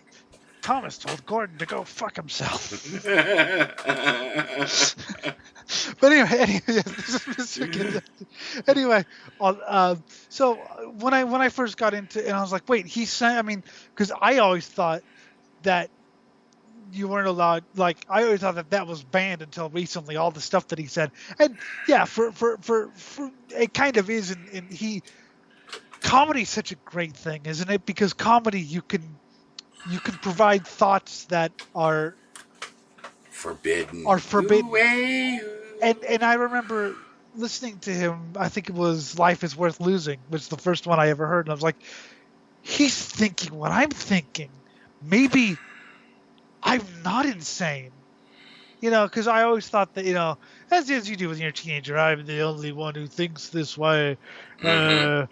And hearing someone else who's, ancient. Fuck, that was the whole reason I got into metal, because, like, I'm sitting there and Bob and Stern were like, dude, you gotta listen to this. This is all about you. It's all about you. Or like, really? And they put on Megadeth's Sweating Bullets. It's like, oh my God, someone's actually trying to get me. They don't quite get it, but they get enough of it. Yes, so I was, no one understands the way I feel. I'm such an outcast. And I was listening, I was like, wait a minute, here's this guy who he understands, and to me he was punk rock. I'm sure he would see it more like the 60s folky thing, but I think we all see that our own generational. So to me he was punk rock, and Jello Biafra even said that, in his later years he definitely got more punk. But it was like, wow, and of course he has to say it through comedy, and he's funny. I mean, I'm not saying Carlin's funny. Mm-hmm. It's not, I hate describing him because it sounds like a lecture. If you describe if you describe it, but he was hilarious. But like I said, it wasn't just that I was laughing. You see, one thing I loved was the way that he would critique religion, but he got why people were into it, even though he wasn't. Totally. And he would. The thing is, he would critique religion, but he understood it and he remembered it. It wasn't like you see a lot of atheists. I was never a Christian and I don't know the first thing about the Bible, but religion sucks. Whereas he would quote Proverbs. Mm-hmm. Oh, yeah. Like, I remember this one guy, okay, he would like to make these atheist tunes, saying, and this is what would happen. Well, like, it was funny, whenever he did shit like, there was one where it was like, what if, like, they never took the bite of the apple, and, like, now we have the entire planet coated in babies, because, like, we didn't know death. So then God finally forced him to bite the apple after there's nothing but babies on the planet covering all the water and land mass. I also like whenever he would say something outrageous, he would cross the line and then get the audience to cross the line with him, which I think a lot of shock jocks don't try to do. Let me finish this, though. Because the same guy got in this preachy thing where it's like he took the book of Job and then started rattling off, this is why birds fly, this is that. And it's like, but this is knowledge they wouldn't have had back then. There was no conceivable way that anyone would have been capable of performing that science. Back at the time this book was put to pen, and you have to realize it was a fucking oral tradition before that, meaning they had even less know-how. They didn't even know how to fucking write whenever this was originally made, so how the fuck were they going to have the science to know how birds flew? But, like, you know, you gotta sound there pretentious, because you know things now that there's no fucking possible way people back then could have known it. Well, yeah. I did like some atheists who actually did know what they were talking about and would talk about, like, comparing the Bible with other religious texts, and, oh, look, here's a global flood, here's this, and I was like, wow, this is actually quite fascinating. You know, rather I than like it whenever they actually tried to understand it, and we're still like, this is bullshit because of X, Y, Z, instead of just like, I'm going to sit here atop my pulpit and tell you why you're stupid. Well, yeah, I got a lot of that too. I mean, keep in mind, I gave a critique of intelligent design, and I'm a Christian.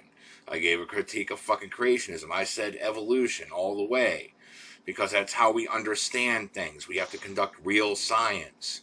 And if God made us from apes, God made us from apes. How do you do it? I don't know. Weird fucking climate changes and fucking stupid shit. That was interesting, and I don't feel like getting into, so I'm just going to call it stupid shit for now. God was bored one day. It's actually interesting, you know, whenever you follow back, you know, how the evolutionary trees go. And I've seen the hypothesis floated around that we might not be entirely from primate stock, and we might be intertwined with swine, because there's a certain... We can insert a pig's heart into a human and they will live. I think they introduced a lot of pig parts to you.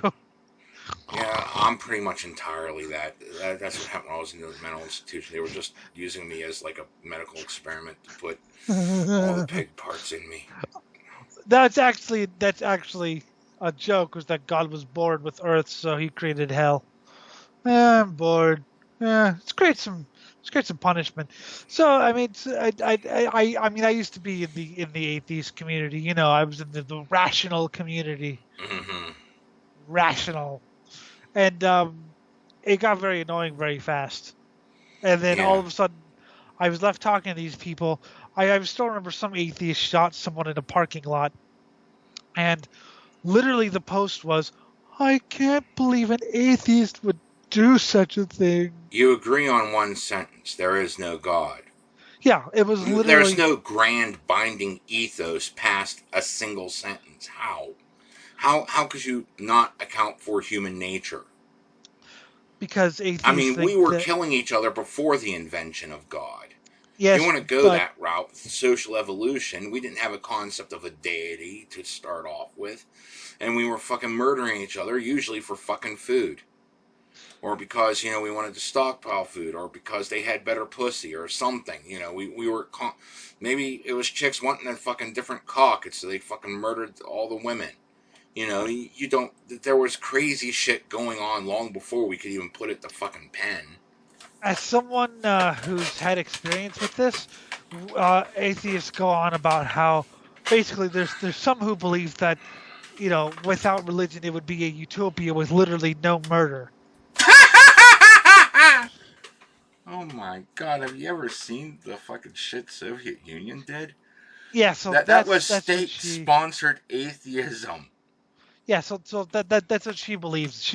Well, if you said that, she would say, well, yes, but they had the ideology behind it. Doesn't matter, because literally all atheism is one sentence. So all of your ethics, all of your morality have to be derived from another source, because there's only one sentence that makes you an atheist. There is no God. Okay, let's take the Soviet Union out of it, because you could maybe claim that the premier was a god, or at least Stalin tried to make himself a god. So let's take the Soviet Union out of it. How many serial killers? You know, how many? McVeigh was an agnostic, I think. I know Jim Jones was actually an atheist. Yeah. Despite his whole religious thing. He ran a fucking long con thinking I'd make money off religion. Then he actually started buying his own shit, and that's when everyone had to die. Well, he killed a congressman. Well, yeah, that's what is a catalyst. Yeah, he's like, oh shit, I fucked up. Well, yeah, but I love his writings in the later years. Oh yeah, I never believed it. Mm-hmm. Meanwhile, Jim Jones was great because he told everyone what they wanted to hear. I'm reading a book about him, and to get the money to to get, a building for what became the People's Temple. I've been a Quaker since I was a kid. Just tell them what they want to hear, Yeah. Tell them. So, we didn't have. I mean, it's interesting. We didn't have, seeing violent video games we were also told to never argue with a woman, which is very I was strange. told that too. I was also told never to hit a woman until women started saying "spank my ass," choke Well, me. I wasn't told. Well, no, it wasn't just never hit one, never argue with one. Yeah, I said I had a bit of that too. Which beat me when someone said, "Hey, why don't you argue more if you disagree?" Oh, huh? Oh. Uh-huh. So we were. Let's see what else. I was also in my education. You were forbidden to be a loner. So I entered high school. I had no friends in middle school. Of all of middle school, I entered high school thinking, okay, I'm going to show up, do whatever, go home, listen to music, watch racing. You see, there was one year, my junior year, that I had no friends at high school. All my friends were in different school districts or were younger and still in the fucking middle school. Yeah. So, I was the only one, and I was permitted to be that loner, just because, I was still, I mean, the teachers loved me because even though I slept through every class, I was acing every test. And when I would wake up, it was usually to ask a question pertinent to the subject that would make them think, past what was in the book and remember some things from their school. So they were appreciative of that because they were used to only getting that from like the gifted students, not the person in LD English. So you were allowed to be a loner. Uh-huh. Okay. I talked to people, but I wasn't really making any close friendships because, again, I'm going to show up, do whatever. Because I was also very stuck up because I thought I was the only one who knew what punk or metal was. And I mean real metal and real punk, not this Green Day shit. Well, you were right about Green Day being shit.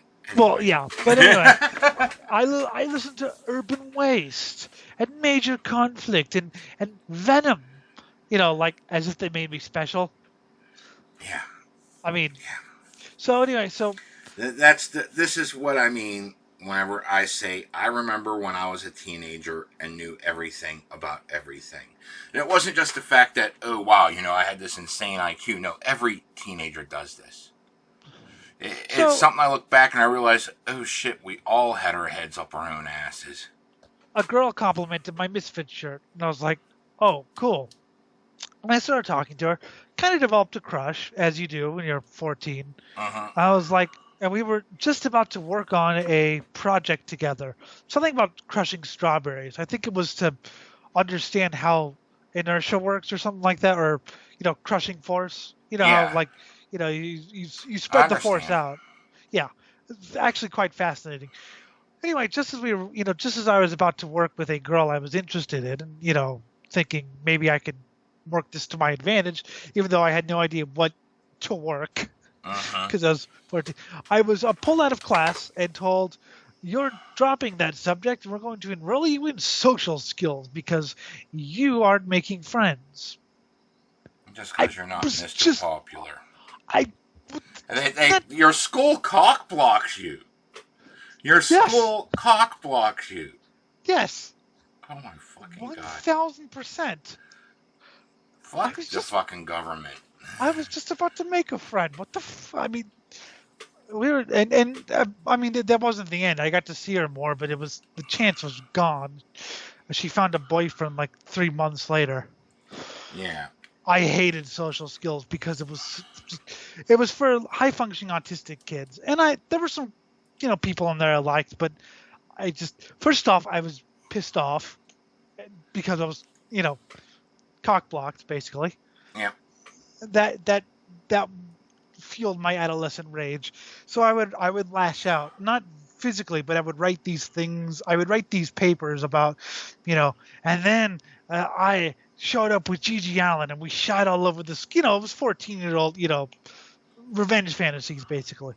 and they got concerned about it because they thought I was influencing kids to be Jim Jones or Timothy McVeigh. I shit you not. Oh, God. I gotta eventually dig up, see if I can find if I have any of those surviving. It's doubtful with me being gone homeless, but there's a possibility I left it somewhere else. But I had drawings I was making. And, oh, God, it's shit that would probably get you put in a mental institution or in prison. Just drawing it today in school, which is where I drew it. I was in school. And, like, you know, I had this weird death device I concocted where it was like, you know, this guy was being kicked out of the back of an airplane with a very, very long rope and a noose around his neck. And then there was like a rope tied around his forehead, which was put through a pulley system where he could see the fucking grenade with the other end of the rope around the pin. So if he moved his head too far forward, it would pull the pin out and the grenade would come out. But if he moved his head too far back, there was a knife in the back of his neck that would have killed him.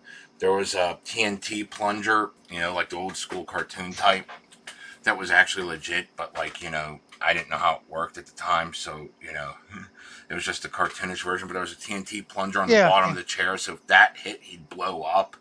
You know, just like, if he moved anything out of this chair, he would die, but there was a chance that he could get lynched, or maybe the rope was long enough for him to go splat on the ground, so no matter what, he was going to die no matter what he did. If he tried to escape, death. If he just let it happen, death. Well, I would try to escape then.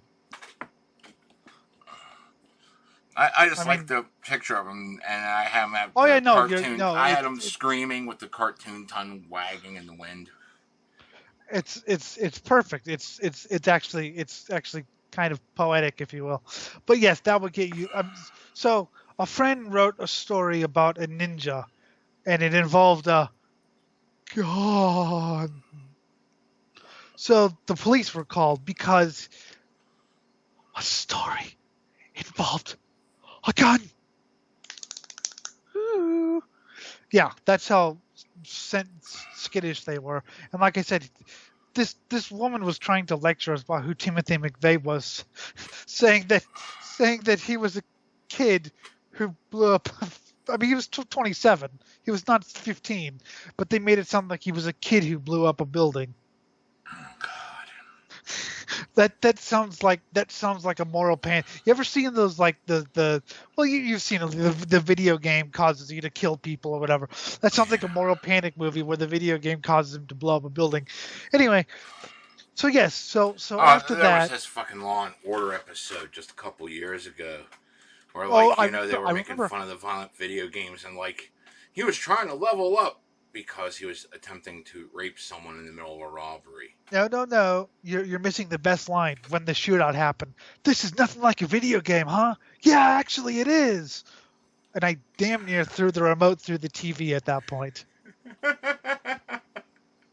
I remember the show. I watched it because my mother used to love Law and Order. Probably, maybe still not, I don't know. But I remember watching it. I was like, are you seriously doing the video games make you do this plot? What is this, 1998?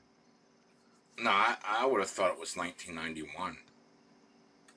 Well, there was also Nintendo, because that's whenever the NES was making people kill people, and I remember back in the 80s when Pac-Man was luring you to Satan. Ooh, ghosts. They had the ghosts. Yeah, that was it. Yeah. The ghosts were luring you to Satan. And you were committing gluttony. Well, yeah, but I do that every day. And of course, back when I was growing up, there were, the Lifetime movie of the week, which my sister used to watch, was all about, meeting guys on chat rooms who would rape you. Or murder you, or leave. Yeah, I remember that. And there were all these stories about that was something that we were told in school. We were told not to send naked pictures to anyone because they might post them on Facebook, like a revenge thing. I was like, why would I send naked pictures to anyone anyway? Of course, the blind kid would ask that question, but yeah, so we were told. I've not had to do chicks that. ask me for cock shots, so I have a couple, but like they're old. I asked you to jump out of a window, but you wouldn't do that for me. Jesus No, Christ. because you don't have tits or a vagina. If you had at least a vaginal orifice, there'd be a small percentage chance. What's the first thing I did in Pathfinder? What's the very first fucking thing I did? You set yourself on fire by trying to set a statue on fire. In Why order to did I impress a set the girl. statue on? You were trying to impress a girl. Yeah. Yeah. It's pussy power exists, man. Mm-hmm. And if you're watching this and you're Anyone a girl, sitting here who keeps track how many times they hear my lighter spark up, how many cigarettes I've been smoking per episode, I want you to remember this. Back when I was in the partial program, there was a girl I thought was cute who smoked, so I started smoking. Then she made fun of me because I didn't inhale, so I learned to inhale. And now, many years later, I'm still smoking. And I didn't get that piece of ass. I never got that piece of ass. yes. Yes, that is yes.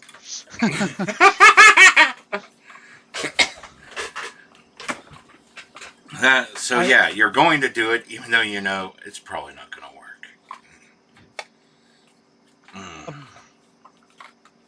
Yes. This is the education you need, kids. Yes. What are you stuck on now? How did I break your brain? Hello? Holy shit! Hang on, 2 seconds. 2 seconds. My best friend is a body bag. My girlfriend is cold and blue. All the friends I make along the way will be dead before the day is through. Okay. It's time to rape your mother. It's time to destroy all life. It's time to murder your family on the Cracked Show tonight. Why do we always come here? I guess we'll never know. Holy shit! Yes. Sorry. I know you're gonna hate me for this, but there was a huge race going on, and I just had to check who won. Okay.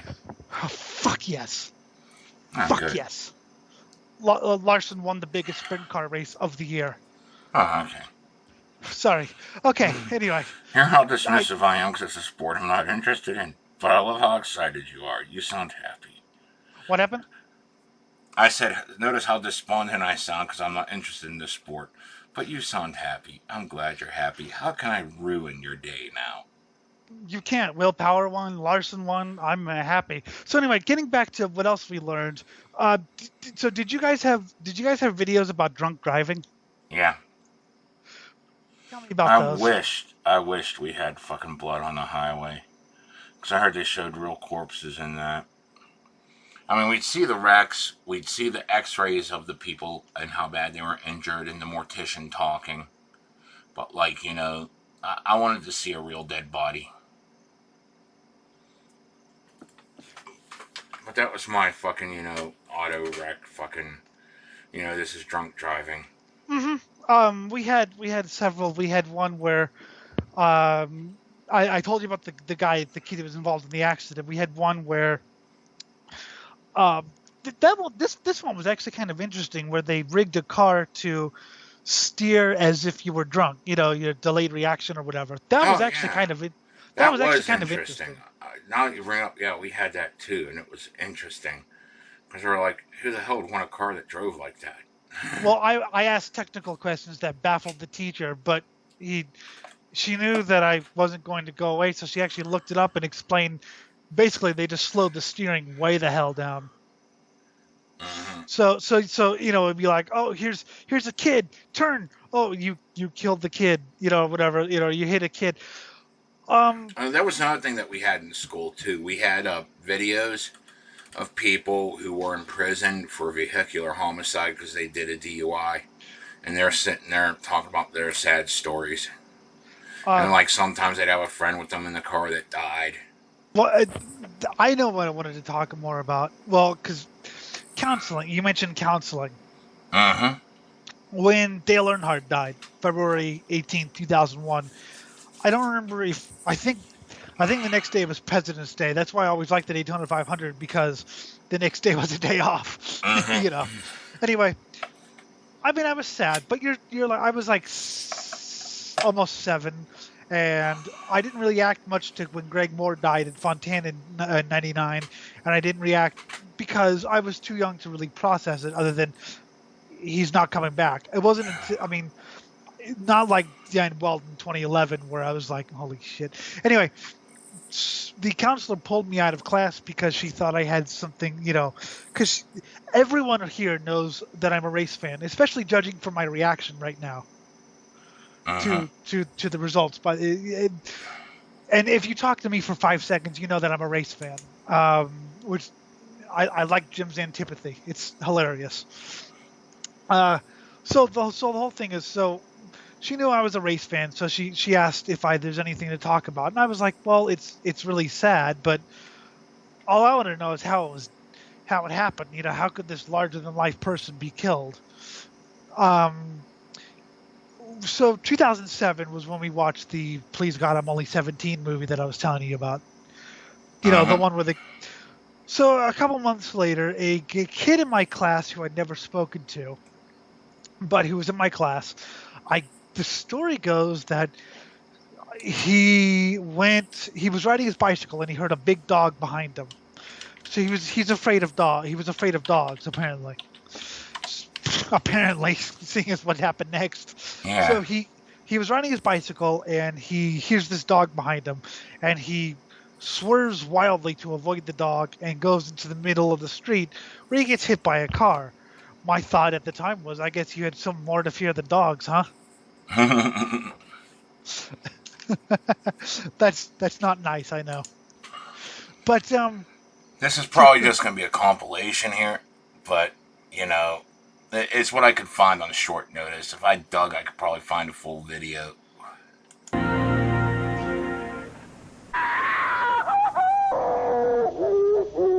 But at the church of a preacher named Roy Masters. Come out. No, I won't let her go.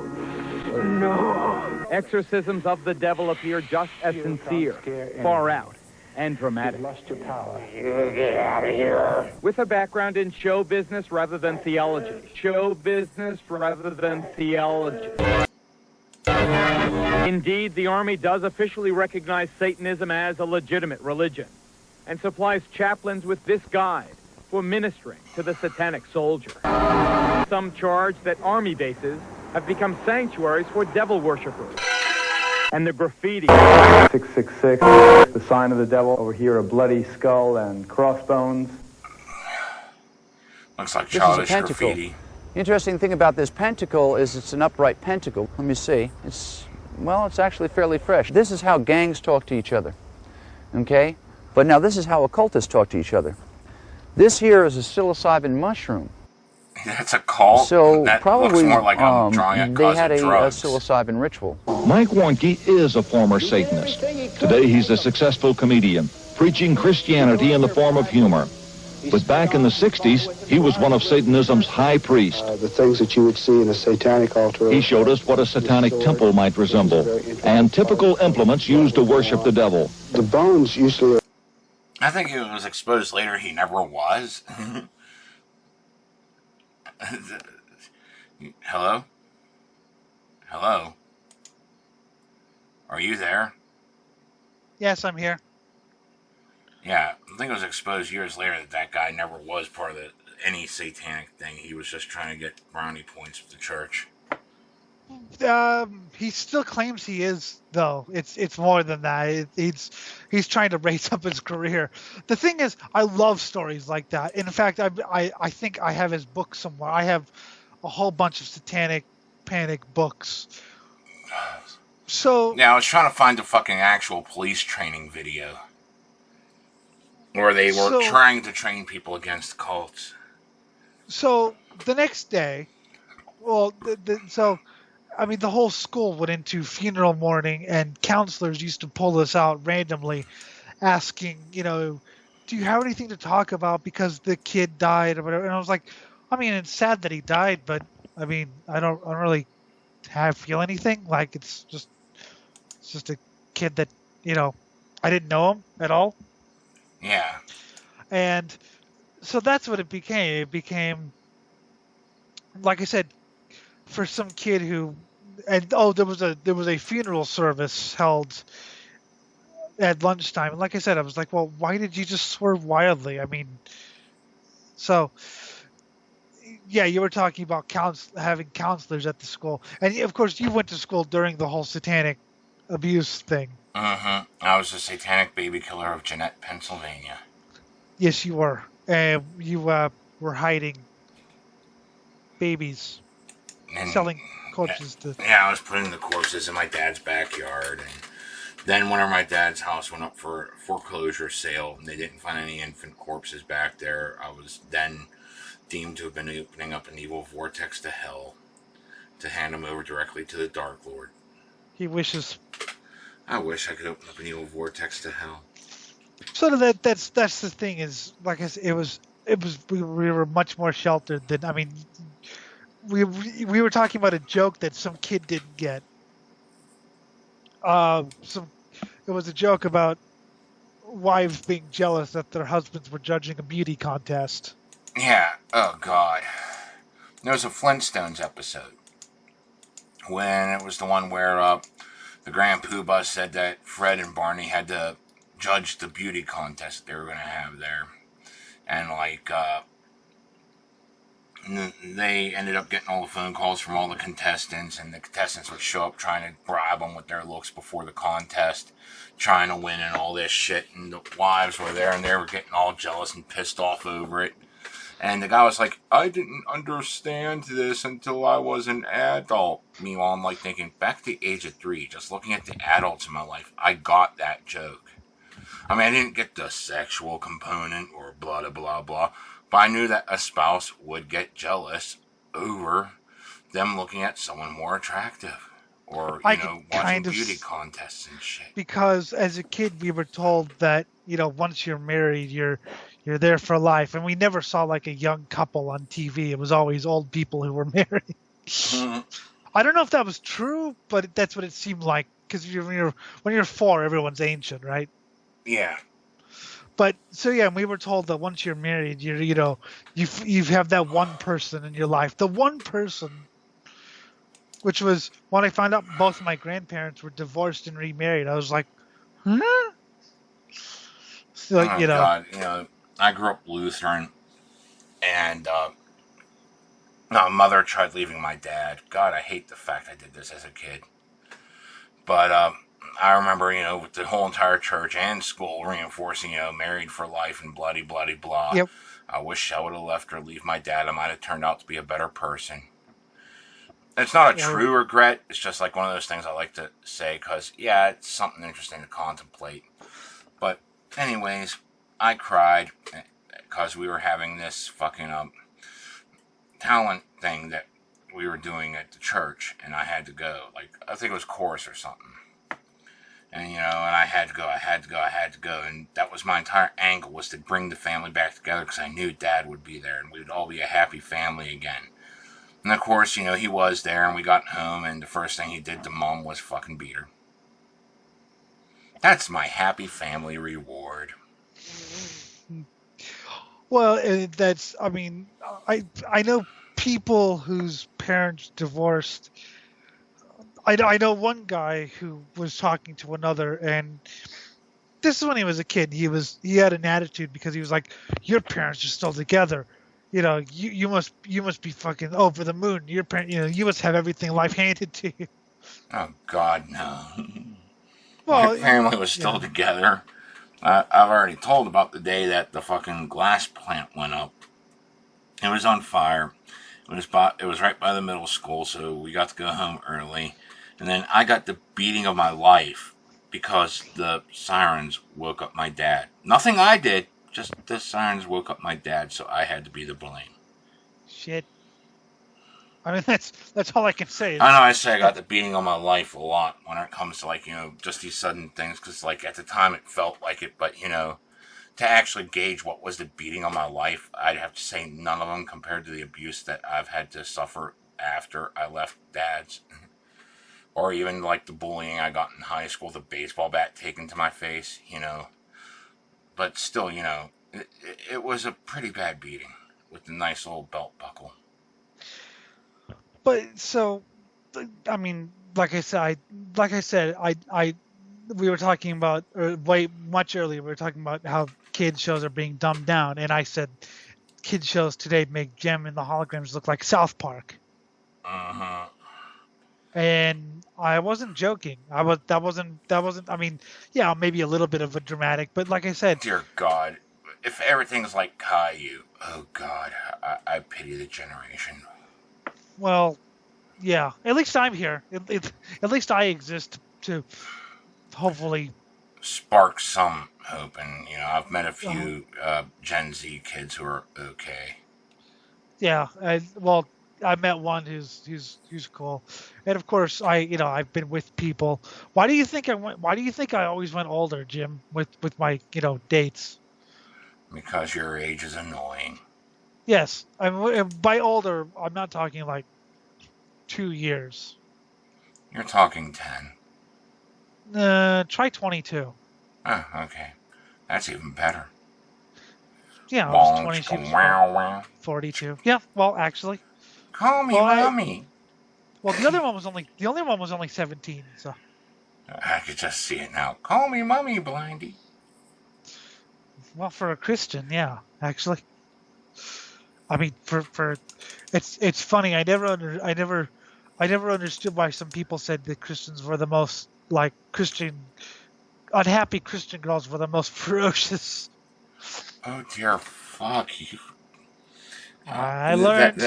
Yeah. Mm-hmm. Yeah, that repressed sexual urge thing that's reinforced by the church buying into it, and the moment you get the chance to release it, mine. Oh my God. Well, you remember her claws are into you before you can even get your pants off, and you don't know how she got your dick in her with your pants still on, but it's there. And it's like, well, you remember what the situation was, right? That she was married, but she wasn't happy. So add to it the sinning. Uh-huh. I was forbidden fruit. Not just forbidden fruit, but dear fuck kid. The whole entire situation just screams she was going to treat you like a toy that could just be tossed about. And it sounds like you were quite pleased by this. Yes, I mean, when I was younger, I used to enjoy such things. Well, that was like the happiest moment of. I mean, that was 2012 to 20. And you've seen her; she's different looking. Yeah. But she was great, absolutely great. And of course, I've told you the stories about the puke gang. Mm-hmm. Yes, I was the toy. Mm-hmm. But I was the pet. I was the mascot. But I knew I was the mascot. It wasn't like I was unaware. I understood that I was the pet. Mm-hmm. It wasn't like I totally understood that I had so much to learn because I would try something and then no, that's too much. You're being dumb again. Yeah. So, did you have any talk about cults when you were in school? Because they did talk to us about cults. They did when I was in grade school, not when I was in high school. Of course, after I got in the metal, everyone's like, I loved this because it's like people are coming up to me, and you gotta remember, I'm still coming off the fucking, being raised Lutheran shit. And some kids like asking me, is it true whenever a Satanist kills you, your soul goes to hell? And the first thought in my mind is, I don't fucking know. But I just played off of it, folded my hands, went, literally, this is the sound I made. Oh my God, he's gonna kill us! I was just making nonsense sounds, my hands crossed, head bowed. Like they thought I was going to kill him. the thing is, I didn't know any cult things at the time, but so I told you about the whole influencing people, and I didn't understand this, and they were like, "Yes, we're afraid that you're going to be another." Who are the names they mentioned? Jim Jones, Charles Manson, David Koresh. And I didn't know who any of these people were at the time. I mean, now I would have been. So yes, I was officially voted most likely to be the next Jim Jones. You know what was good? After I got in the metal, my nickname was Jimmy Dahmer to the people that were outside my group. Jimmy Dahmer.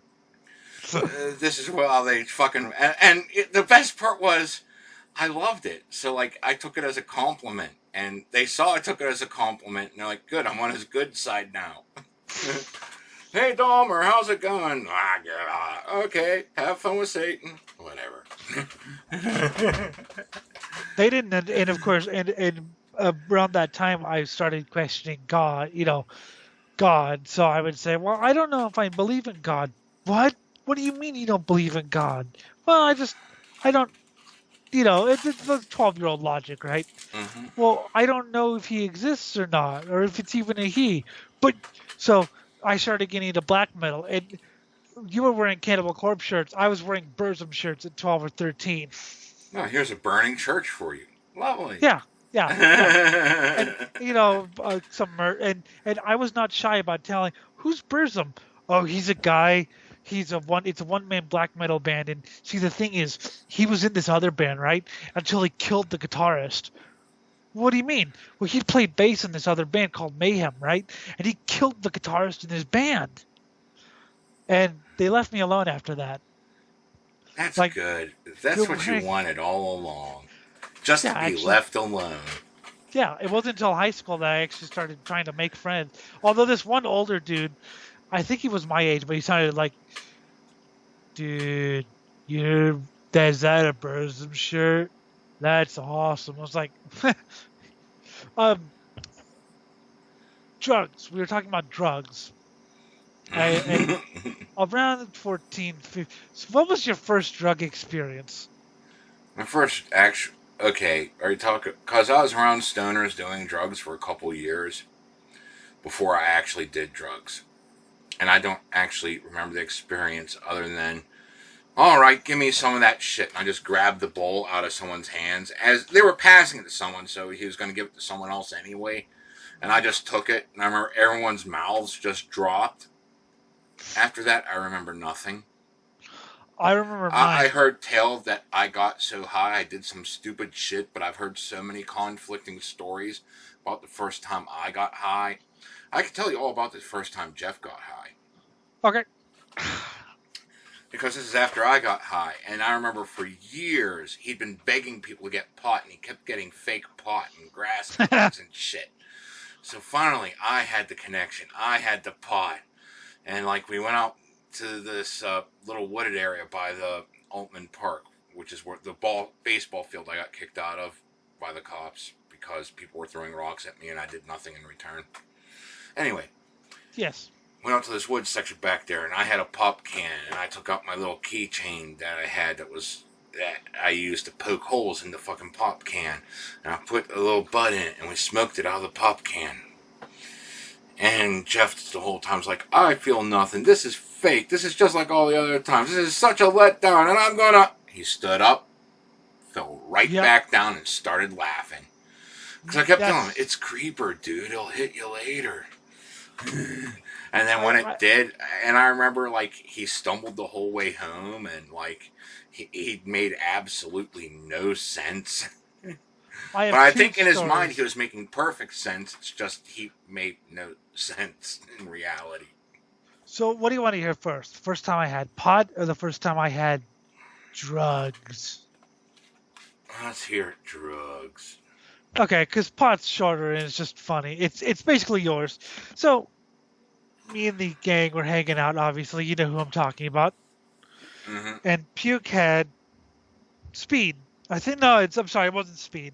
Speed was a different story where I stayed up for 72 hours. And anyway, he had some sort of pills. They were some sort of downers. Anyway, he explained what they were, and you're gonna feel really spacey and things like so. Whatever. So I took some, and the party got going. And 30 minutes later, I felt nothing. So I'm going to tell Puke. I'm going to open my mouth and tell Puke that it doesn't it doesn't exist. It's not working. So I'll tell you what really happened. But in my perspective, what happened was 45 minutes go by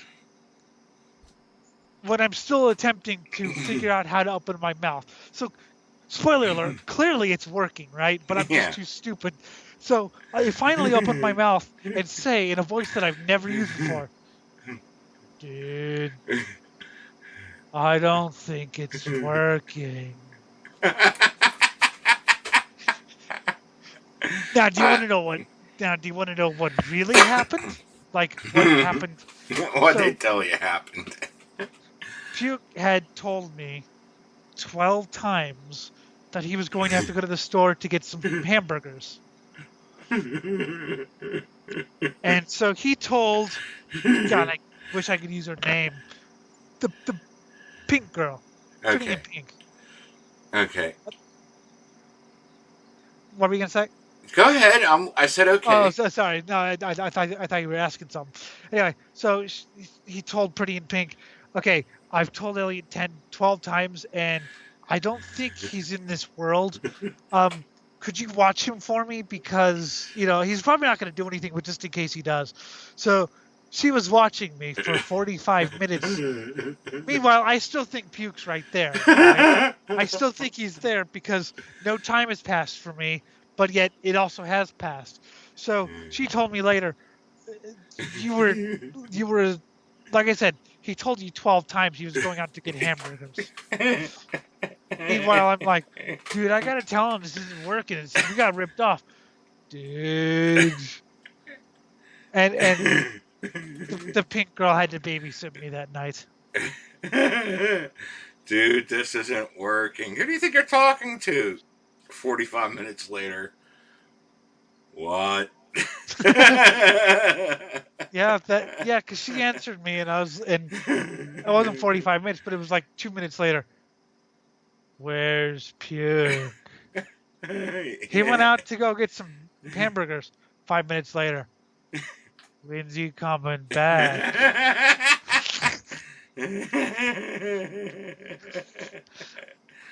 Oh, God. And yes, the first time I tried pot, it was with my Blizzard sister. of 95. Okay. Stern had scored acid. And he was sitting there and he was telling me something about there being 2 doubles there, and he wanted to save a double for his friends and blah, blah, blah. And I didn't get the lingo. I knew I was supposed to have 2 hits. There were 2 pieces of paper there. I took them both. I had 4 hits of acid instead of 2. And you've never done this before? Never. We're at Denny's. And wait! Back up. Mm-hmm. What was his react? So did you? Well, he was kind of irked that I took for his friend. He's like, "Well, whatever. I'm gonna have to fucking babysit your ass now." And like, I was still sober at the time because it didn't kick in yet. I'm like, "Don't worry, I fucking have done lots of drugs, yeah, but you haven't done this." Okay. So we'll see what the. And then later, I'm stuck for orange juice because I remember someone said eating acid on orange juice was great. And I just had a whole paraff of orange juice. Then we went to the mall. And it just started snowing. And I went inside and I was like, I need more orange juice. And I don't know what the hell he said because it came out as gibberish. But I remember him pointing at the Orange Julius. And we went to the Orange Julius. I do not know how I got it, but I got an Orange Julius. And we sat there and we're talking.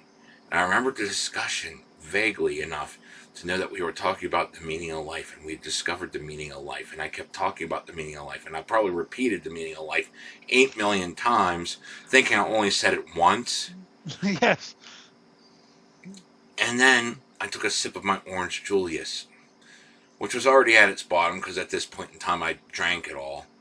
And I remember getting this weird taste in my mouth. I was like, did that have a cigarette butt in it? Did that have a fucking cigarette butt in it? And I looked down, and yes, it had a cigarette butt in it. I was like, oh my god, I drank a soda, there's a cigarette butt in it. And I'm laughing because I found it humorous. Then I started laughing double hard. Oh my god, I forgot the meaning of life. We had it that time, and I forgot it.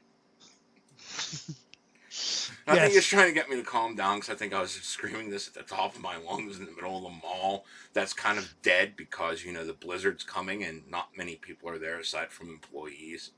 Yes. And I'm just not paying attention because in my mind, it's like a normal day at the mall. Yes. The first time, I agree. The first time I tried pot, it was my sister's friends, and you know, just like one hit or whatever. And I was like, this hasn't. You know, I had some beers as well. I was like, this hasn't affected me at all. I'm gonna go in and get about 4 hot dogs.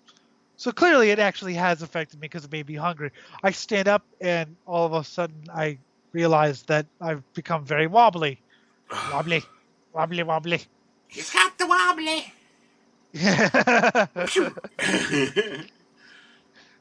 Wobbly. So that night, I don't remember what happened because I was using all of my brain power to understand what Pretty in Pink was saying. Literally, she was the only object in my focus because if I let her out of my focus for a tenth of a second, it would just be gibberish. So I was concentrating so hard.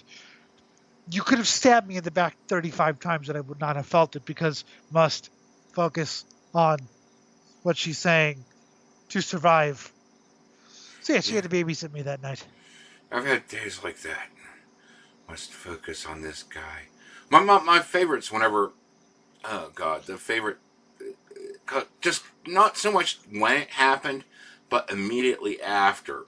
Having to act straight enough to be around a cop. They question you and you're like on 6 hits of acid. And the only thing that exists at that point in time is the police officers. That's it. And you're trying your best to sound sober and keep your answers as short as possible just so you could go about your day. And after expertly avoiding any ill repercussions and them getting back in their car and driving off, then you just start tripping 300 times harder because it's just like the huge rush from everything just hits you right there. It's like, oh, and then you're on the ground in the middle of the street. What about the guy on ecstasy who he was being interviewed by a cop and the only thing he could tell was his address? Okay, your name is I don't remember, it's Steven or whatever. Okay, 4152 Ocean Avenue. Okay, what's how old are you? 4152 Ocean Avenue.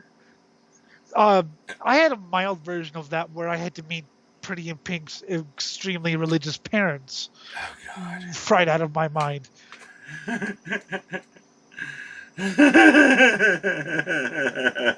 So, where do you go to school? Where do I go to school? He's in the special classes. He's blind. No. It gets better. Are you okay? Yes. Just tired. And the reason I'm speaking so slowly is I'm trying to make my words coherent. Yeah. So I have to like form them in my mind. Just a little. It felt like a kid show, you know. 1, 2. Yeah. So I had to meet, and I told Pink, if you ever do that to me again, I will strangle you with your own intestines. Because that was literally the most stress I've ever been under. Because it was like. Many years later. They're gonna know. Huh?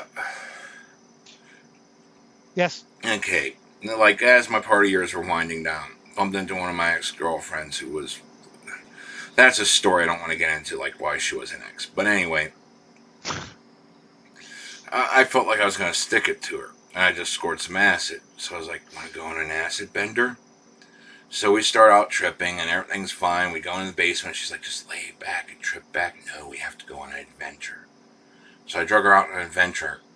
And she hated the outdoors. So I took her to the old field where we used to party. And everyone hates my dad's. So I took her to meet my dad. Ooh. And I knew that she hated, like, she liked all the prissy little things.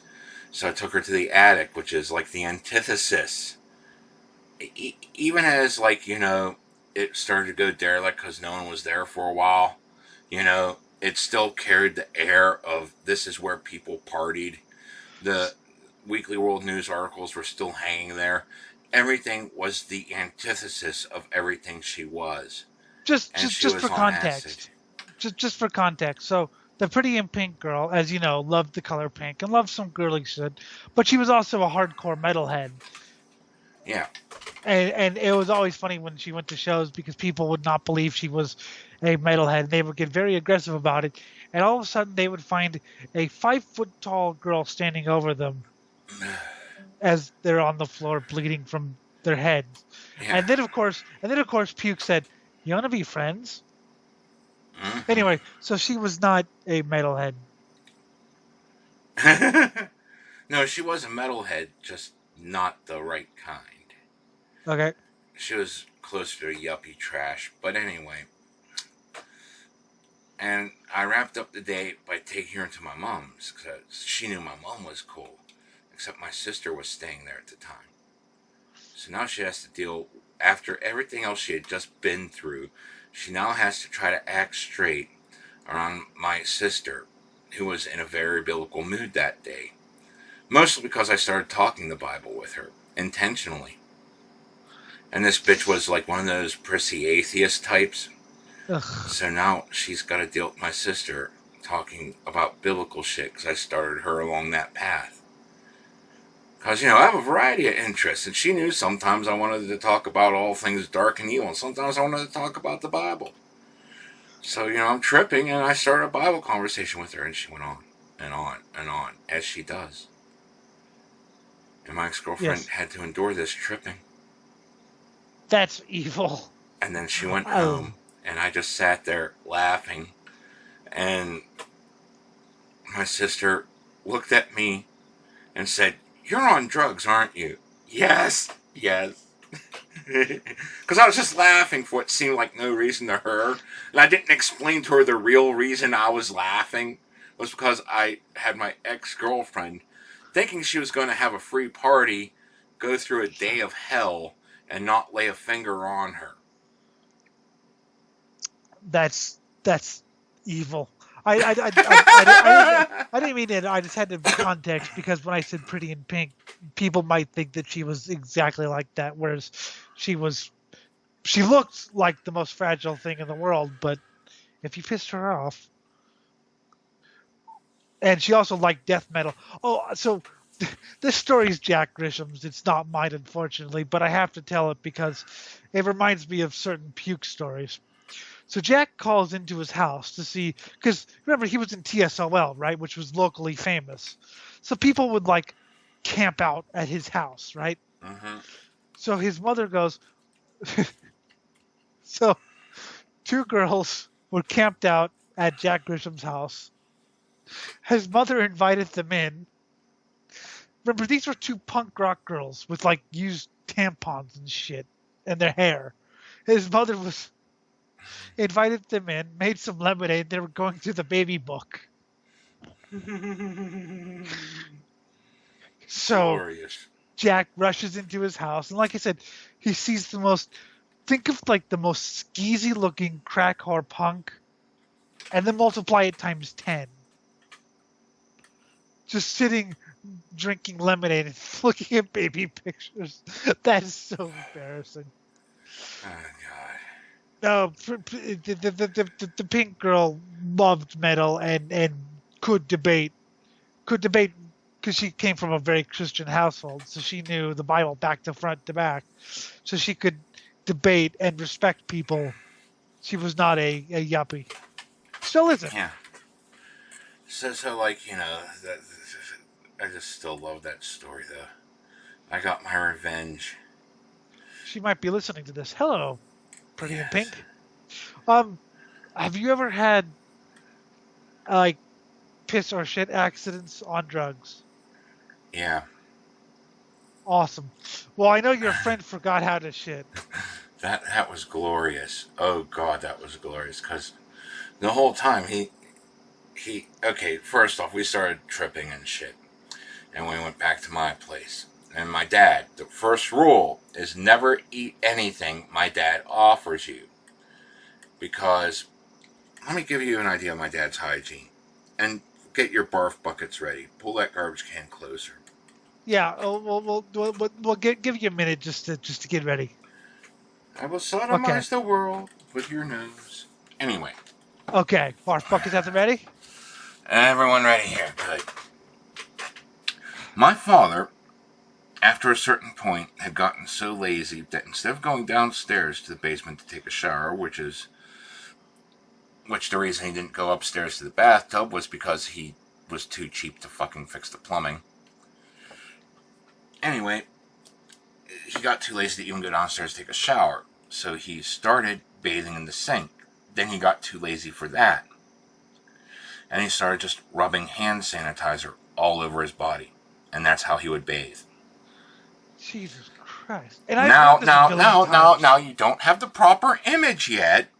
This is nothing. He got into this fad to cover up the stench of his house by burning incense. And we're talking about the old school, old-timey incense of frankincense, myrrh, that sort of thing. So you get this stench, and now it's congealing on him through the use of that fucking, because alcohol picks up whatever scent it's on, and that's mostly what's in hand sanitizer. So that's just permeating into his skin. And this is at the time whenever he would shit in buckets and piss in bottles. This is before his hip went, though. Okay. And I forget why I was trying to describe my dad now, but I just wanted people to have that image in their head. Were there flies? And he sat in his, what we called his rotting chair, because he almost never moved from it unless he had to go to work. And then he had finally brought his porn collection downstairs, because I had my parties upstairs. So there was a 50-50 shot you would watch him. Oh, I remember the story I was trying to tell it now. But there was a 50-50 shot that you would walk by him and he'd be masturbating to porn. Oh. And keep in mind, instead of washing his hands, it was just hand sanitizer. And now imagine this filth wad making food. And instead of using a mixer, he worked at the Tribune Review Receiving. And they didn't mind shipping. I mean, he sent out the newspapers to the fucking trucks that would deliver the newspapers to the newsboys and girls. And they didn't mind his stench? I don't know how they didn't. Okay. Were there flies? So, yeah. Ah. Because you got to remember, this guy was a hoarder before hoarders became a fad. Ugh. So this is like the environment, and you'd have to trip over the shit that he'd keep there. And he just got lazier. Instead of fucking, walking to the fridge, he bought a second refrigerator so he could keep his shit in there. And now imagine this guy making food. And instead of using a wooden spoon to mix up the crackers with the fucking, ranch dressing and other shit to make flavored crackers, he uses hands. After he washed them in hand sanitizer, so it was okay. He used his hands to mix it. And this is what the useless piece of shit ate. So he ate grilled cheese made horribly. Oh yeah, deep fried grilled cheese. Now, the thing about the deep fryer is you're supposed to wait for it to heat up the oil before you dip anything into it. Especially if you're using something bread-based, because it's just going to soak up the grease if it's not hot enough to cook. And he's somehow rigged up the thing to make deep-fried grilled cheese. Yes. Now keep in mind, he'd throw it in there right after it finished melting, but before it was actually hot enough to cook. So these are slices of bread soaking up all that fucking grease like a sponge. See, I'm a fat slob, and that repulses me. Yes, it should. It should repulse everyone with a working brain. Apparently, he didn't have a working brain because he hated Mr. Useless. Anyway, the useless piece of shit ate that. He ate the crackers, and he went back to we call it the ghetto. This was his apartment with Stuttering Dave and the Mexican. He did stupid Mexican tricks for drugs. No, we did not suggest this to him. He did this of his own volition. He demanded it. And then he blamed us for things that were his own idea. Naturally.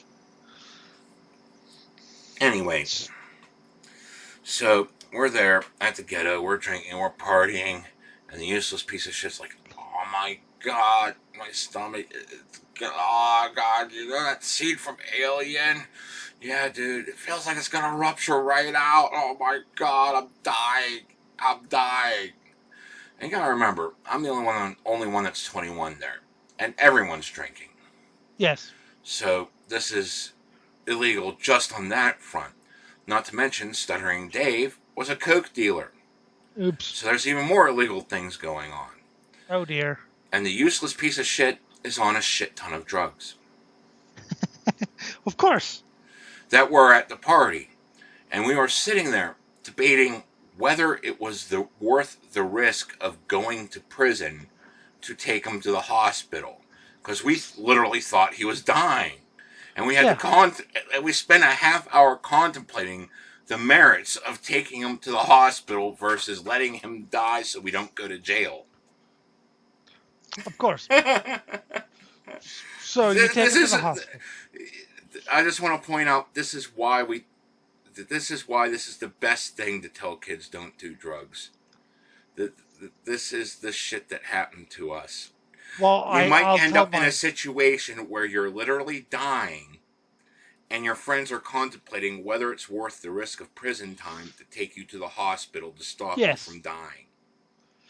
Anyways, we finally decide, okay, he's way too bad. We almost like him. Let's take him to the hospital. Almost like him. He's a self-proclaimed useless piece of shit for selling fake drugs to people and other things. So, of course, we almost liked him. But, and he comes back from the hospital, and all I did was feed him laxative, because the whole day he was tripping so hard, and after that bit of constipation from the massive grease and the filth-encrusted hands mixing the crackers that he consumed, he was constipated, and he forgot how to shit, because he was tripping too hard. You want to know one other thing that I really feel like I have to explain to kids? Because you're going to encounter this, and Jim knows exactly what I'm talking about. After you've stopped doing it for a couple of years, you can't do the amount of drugs that you could do. And Jim knows exactly what I'm talking about. Dude, I did that with just alcohol once. After pretty much, not drinking for 2 years, I tried drinking as much as I did as a kid. And thank God I did not get the idea to do another beer bong filled to the brim with vodka. No. Just doing the normal amount of alcohol without that insane party trick. I was like, oh my God, am I going to live through this? What was my body message can't to you? handle it anymore. What was my message to you? I don't think I'm alive anymore, so I'm not doing this ever again. Yeah. Because I'm going insane. I tried to do as much pot as I used to. If I ate another one, I'd go even more insane. I had terrible hallucinations. Yes, you can hallucinate without seeing. I had the worst experiences. I mean, it was awesome. I told you, it was fascinating. Yeah, but you only get that if you're both a metalhead and experienced with drugs. If you're not, it's going to be completely nightmarish. It's scary, but it's not as nightmarish as it would seem to someone that doesn't do. Dude, I was an undead blasphemy. Like, that was me. I saw myself as like the lowest form, like, shambling undead zombie. I was complete blasphemy. And that's how I saw myself. And that's what I heard. And it was one of those things where you ever have to, like, I could do it. I could get up, I could stand up, and I could walk to the bathroom. You can do this. Yeah, it was scary as hell because I tried to do what I used to do. Yeah. And yes, I think when I was just like, so any adults out there thinking I want to give it one last go, yeah, cut your dose at like 1/10. I'm not even saying half, no, less than that. Because if you haven't done it in a while, it's going to hit you like a fucking shithouse brick car. Well, what saved me is I had been doing it a couple times. As you know, Jim, we've done the Fallout things. Mm-hmm. But I did like 3 times more. Mm-hmm. And it was it was fascinating, but I'm not going to kid you, it was terrifying. I honestly wondered if that was it. So, but at the same time, I knew it wasn't it because I was breathing. But I also wasn't breathing because I was the shambling undead monstrosity. Yes. And by the way, people who think that pot just makes you relaxed, if you do too much, you will have hallucinations. Mm-hmm. And I heard your voice, Jim. I didn't even talk to you that day. No, I heard your voice. You are the blasphemy. You are the blasphemy. That does sound like something I'd say to fuck with you. You are the blasphemy. Now go get me a beer. Okay, then you trip over yourself because you can't move. And then I just sit there and laugh. But like you'll hear my cackling mixed in with this evil laugh because you're hallucinating. You just kept saying it over and over and over again. You are the blasphemy. That's great. You are the blasphemy. That reminds me when we had the politician's kid over, me and this random chick that were in my attic. And like he had just done a shit ton of pot. He wasn't on acid yet. And he did so much pot, he was hallucinating. So me and this chick started flicking ashes on him, saying, "You're an ashtray. You're an ashtray. You're an ashtray." Then finally someone's like, "Where's the ashtray?" "I'm the ashtray." Grabs a cigarette out of his hand, puts it out on his hand. Then he's like, "Ow, I'm not the ashtray."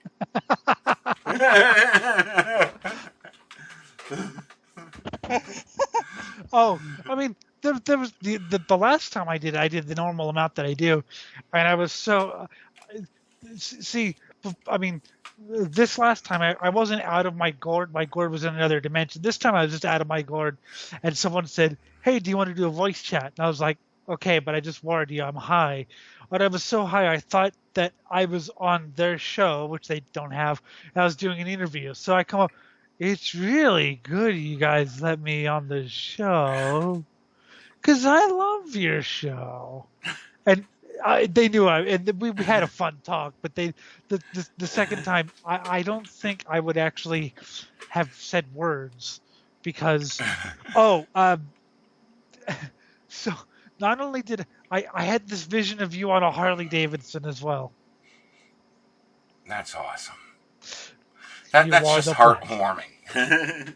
You are the blasphemy. You are the blasphemy. You're the blasphemy. In fact, I thought it was so real, I had to check the Skype calls just to see if we didn't do a show that night. That's great. Because I was as self-aware as I was self-aware as in, like I said, I'm going to get up and get an energy drink. I'm going to stand up. I'm going to put my pants on. Put your pants on. Okay. Okay, open the door. Open the door. That was what it, But yes, I heard your voice. I heard the voice of just a couple other people. It was like, wow, this is what hallucinations are like if you're blind. You are the blasphemy. I remember after doing a gravity bong with Bob's parents, me, Bob, and Stern are sitting there, and Bob's just going off like, dude, I just thought of a cheeseburger, then poof, it appeared. Then poof, it disappeared. Then I thought of a hot dog, and poof, it appeared. Then poof, it disappeared. And I was like, did you think of my balls? No!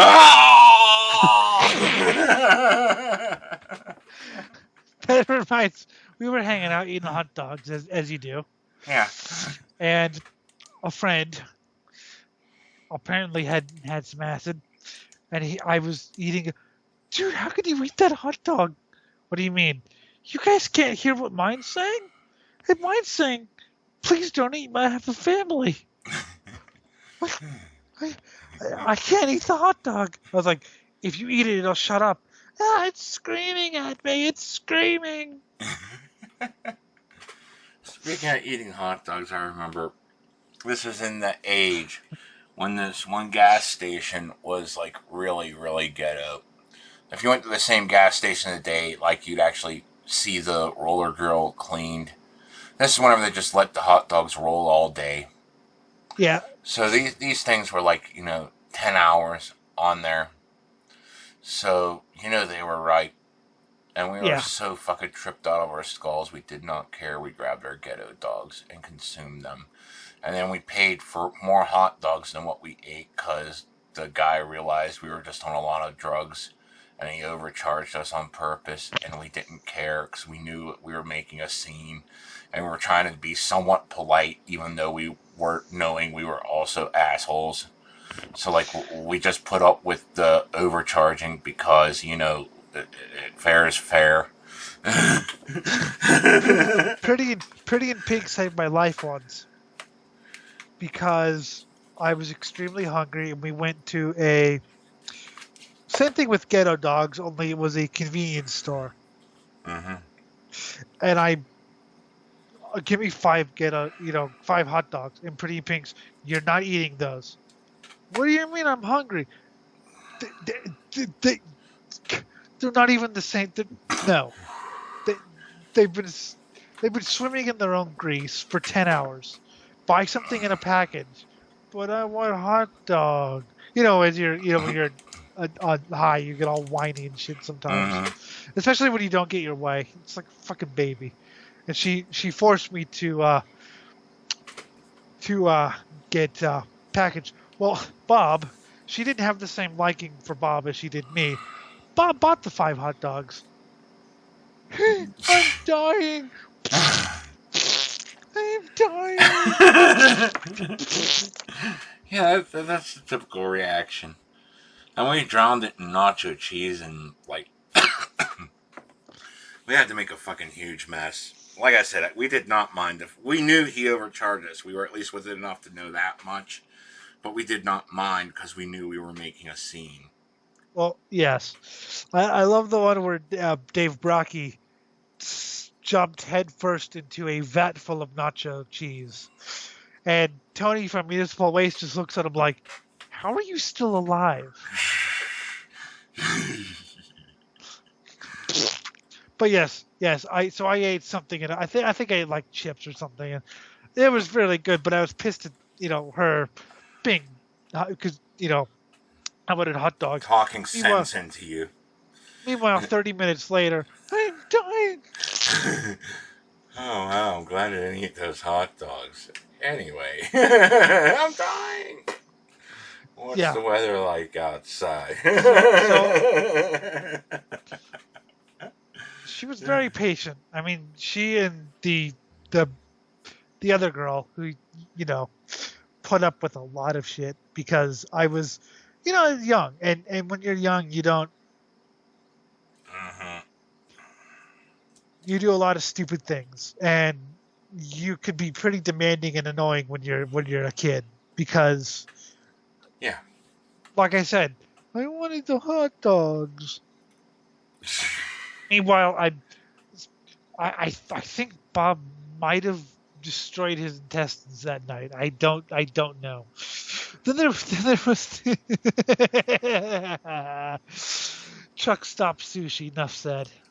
Oh dear, fuck. This is probably before they actually got their hands on the proper way to fucking do it. Dave. Well, David. like, I've had truck stop sushi recently, but that was because I recognized that, like, they had it nice and cold and everything. But I remember the days whenever the truck stop had it in this vending machine that didn't have things. And Okay. I don't have to explain that to you then. So I didn't eat it. I didn't dare eat it. No, like, of course, raw fish but that's sitting out in a vending machine. Yes, but you got your chips in. You understand that it was in a vending machine, so I don't have to explain that fact to you. Yeah. So, Davey, curse his heart, had to go to the hospital later that night. Yeah. Because they found some worms. Meanwhile, I'm sitting there with my chocolate bar, and I had a chocolate bar, he had sushi, and he nearly died. And then he did die a couple years later. He chose the suicide by cop option. Such a fun option. Yes. So, yes. Well, you've heard stories about people, I think it was the guy from Goat Horror ate a steak, which you'd think would be all right? But apparently not. And in between songs, he was shitting his pants. That's great. And you're still on stage shitting your own pants. God. This next song is called... This next song is called... Again. And people would be sitting there blaming the drugs because it's a musician. Of course. But yes, the pink girl and the blonde girl definitely. By the way, if you're wondering, she was Hispanic, but we called her pink because we used to joke that her skin was actually, because she loved the color pink, so we used to joke that her skin was actually pink, that she actually comes from the planet pink, because she was wacky. I told you the story. She was definitely on another planet, but she was also extremely wise and could babysit my ass. So that's what I learned from out of school. In school, I learned how to get pregnant as a teen. I mean, literally. Don't have sex. Well, fuck, I'm horny. I'm having sex. No. How many people in your high school got pregnant in high school? 2. You gotta remember, this is a small high school. It's like only a couple thousand. 1, 2, 3, 4, 5, 6, 7, 8, 11, 14 that I knew of. Yep. I thought eventually you were gonna be like, God damn. 7, 8, yeah, about 14 that I'm just thinking of by name, and some of them had 2 kids by the time they were 16. Yeah. And I mean, they seem happy about it, but it's like, well, you're not gonna have a childhood. You're not gonna have an adulthood. You're not gonna have an early adulthood. You're basically thrust into, as you said, a baby that do you want to do wah, wah? Yeah, but some people want it early. Whatever. I remember whenever I was younger, and I was hitting off with this one girl. This is during my, whenever I thought I was a big loser and shit, so I thought I was getting lucky. And then she's talking about, I want you to knock me up as soon as possible. And then I started going for the door. Yeah, that's I would have lost my virginity. I had the chance to, but she wanted me to get her pregnant, and I knew I was way too young for kids. I didn't even graduate high school yet. No. I mean, I'm just started thinking of it, the possibility. But of course, now having kids is evil, so now I definitely want some. Oh, hell yeah. Well, whenever I at the tail end of my druggy years, whenever I felt my daughter kick, I was fine with it. It was actually like one of the happiest moments of my life doing that, feeling her kick from inside the womb. Yeah. And it just put a lot of things in perspective for me and made me realize maybe I should worry about the future, at least for her, Yeah. Because up until then, I wasn't worried about a future because I thought I'd be dead by then, Yeah. I didn't know I'd live to be 27. I'll tell you that. Kids change some of your outlook because if you think you started to care about the future now, you really don't care about the future until you have kids that you actually want. And even though it was like completely unplanned pregnancy for me, I wanted her. From the moment I felt her kick, and it was just like, yeah. And there were things I was now worried about that I never was before. It's still a kind of. That's why I try to warn you: don't sell out, because it is so tempting when you have kids. Just go with whatever flow is going on. You'll be swept into the same kind of bullshit we're protesting against now. Yeah, I've seen it happen. Just because you want to keep your kids, you realize you had a fucked up, past. But, there was a guy who, he was involved in local metal labels, and he was really cool, and his girlfriend was really cool. And he got she got knocked up. She didn't leave. The weird thing is she didn't leave the scene. He left the scene. He became a Christian and left the scene and started actually protesting metal. Whereas she, I think, even left him because of that. Yeah, I would. It's like, well, yeah, okay. I never gave up my metal. I never gave up Jeff and Bob Stern, he who shall not be named. Those were my 4 friends that I kept from my party years. Those were people I didn't give up. Those were things I didn't give up. There was so much other shit I sold out on. And I look back, it's like, no, I shouldn't have. And I should have actually taught my kids this shit because it's relevant. And it would actually have helped them gain the perspective they'd need to, have a spine and understand, if you're an outcast, it doesn't fucking matter. You just forge your own path and, stuff that would have been, like, really useful to them. And I wish I could have taught them, but, the older girl kind of fell apart. Just for perspective, why I haven't seen my kids in 15 years to the new viewers, I went homeless and I didn't even know if I was going to survive. And I did not want to drag my kids through that. Yes. The older girl, it kind of fell apart with me because she said, well, I know you like that metal, but even the Christian stuff is satanic. I really don't want you listening to that metal anymore. I was like, yeah, I'm done. Yep. That's over. I'm sorry. It was great, but you know what? I can't do that. I don't think. Yeah, I'm sure you'll change. I haven't experienced it, but at the same time, I don't want to sell out, as you say. Yeah, you're going to change. There's a lot of things that you're going to start worrying about that you never did before. But, there is no need for you to, sit there and say, I need to belong totally.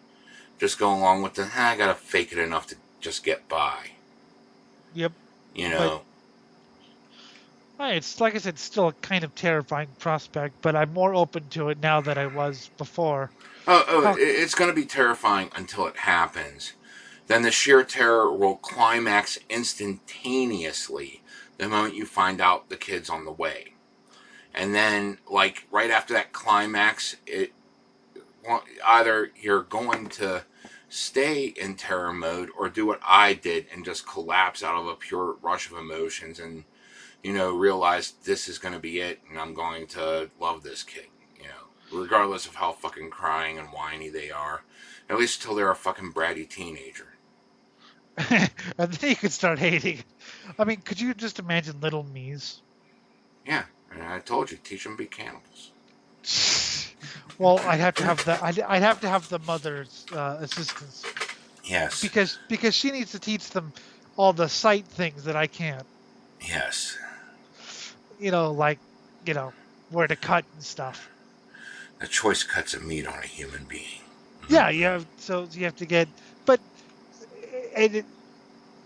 like I said, I wish we could have had some of the stuff you had in school, because I think we missed out on so much stuff that people weren't ready for.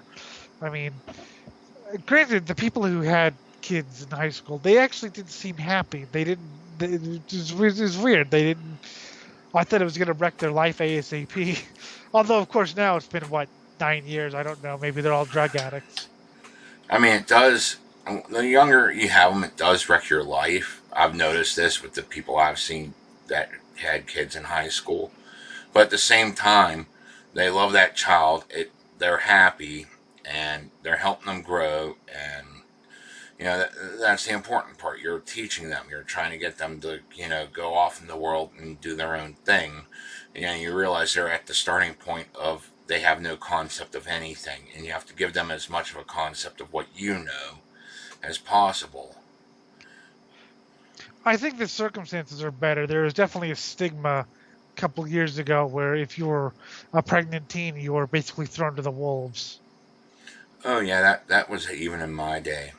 But at the same time, we suspected, it was expected that either A, your parents would disown you and now your life is completely destroyed because you have to hold down 2 jobs to hold an apartment over your head while you have a kid and find a sitter for that. Or B, your parents would help out and you still have to get a job, but it's not as much of a bitch to build yourself up to get your own first apartment. Yep, but thankfully it never happened to me. But I have had, like I said, some harrowing experiences.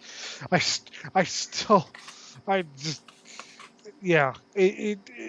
interesting. If I could write a book and if I could cash in, I would attempt to explain what a blind person sees on acid. Oh, God. Like I said, if I would have met you back in the day, it's like, no, you're going to see, eat another one.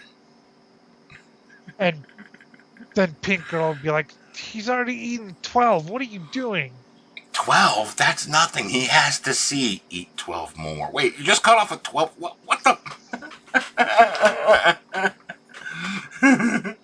I told this story earlier, but I'm going to tell it again this episode just because, where a friend, or I don't know if it was I think it was a friend, forced a paper into Puke's mouth. And it was acid. And the blonde girl called me. Come over, can I pick you up? Why? Well, it's been 3 days and Puke stopped saying words. What do you mean? I mean, he talks.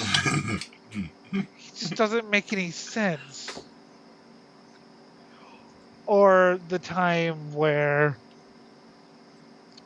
someone gave me a paper saying, talking about, like, just take one, man, just take one. So I was like, okay, cool. I thought they meant, like, one paper was a hit. Okay? Just take one. Just take one. So I did. I took one. So dude, where's the paper? Let me get it. What do you mean, where's the paper? I ate it. What do you mean you ate it? You told me just take one. You fuck! I told you just take one circle. No, you just said just take one. Oh my God. What? Dude.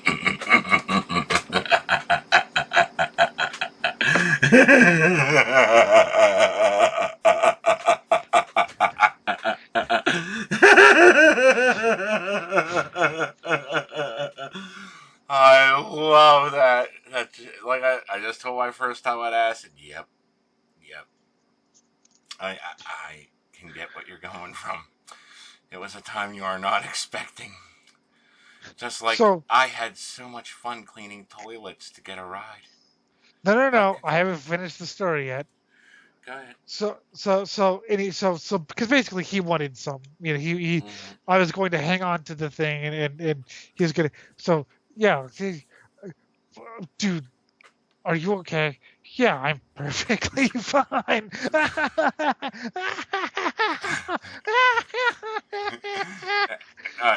her to hit you right then and there, huh? That's good. It hit you as soon as he asked if you were fine. That's great.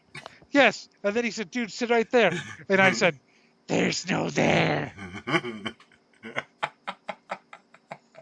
Oh my God. I don't Beautiful. remember. I don't remember the next 5 days. I can see that. But apparently I petted a lot of imaginary cats. Yes. So anyway, while washing toilets. Sorry about that. I wanted to finish the... I was washing the blizzard of 95. In order to get a ride home, John had talked to one of the janitors that we used to toke with at the mall. And he said, sure, I'll take you. Just help me get my shit done so I can clock out. Yep. And like the fucking toilet was making the fucking greatest fucking sound effects that sounded almost like techno electronic music that went while I was scrubbing it, and like the tampons on the girls' stall walls were like, you know, I didn't mind pulling the bloody things off, you know, because it was fun and it left weird trails. Just everything was a cascade. And I think I spent like 20 minutes cleaning one woman's room stall just because everything that was, it had to have been a complete wreck. Okay. And so it would have only taken me like 2 minutes to clean it if I was doing it for work. But it was like 15 minutes, maybe even half hour. That I was just lost in there because of all the sights and sounds. And how awesome it was to clean out the tampon bin. So you're saying everyone should clean stuff on acid? It's amazing. I remember very early on we were talking about you were talking about being at a bar and being so high you thought that the hockey puck was like had lines glowing off of it. Yeah, I thought they were playing a new, like it was like, you know, Cosmic Bowling, except it was the hockey version. But these were professional players, and it was a normal game. I was just tripping too hard. I ruined your trip. I ruined your story, too. Because that was a TV effect they used in the 90s called glow puck to showcase, you know, the speed of the puck. Oh, wow. That wasn't... Yeah, that was an actual TV thing. I think it was like whenever the puck went above 100 miles an hour, I think, they had lines coming off of it to show, you know, that it's going fast. Yeah, it was called glow puck. Oh, wow.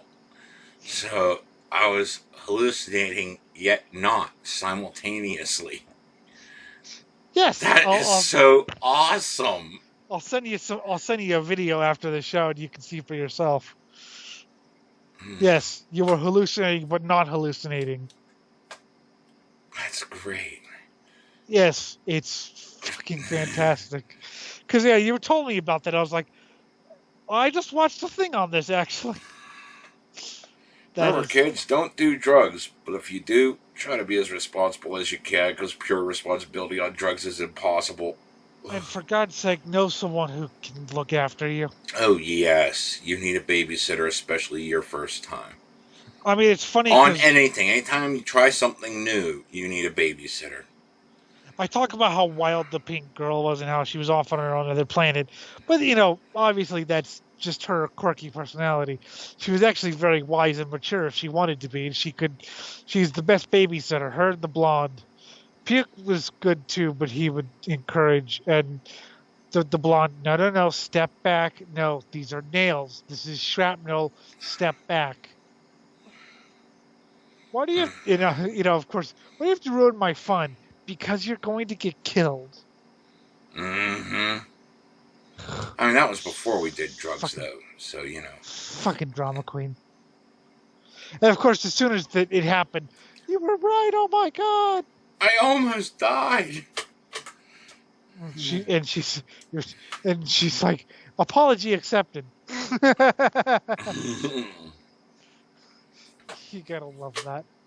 Well, I think we've been doing this for a long time, and before you play the outro music, though, I want to say that before we go, I have to say that someone, not to Jim, but to me, someone very well known to me, Bob Jenkins, passed away recently.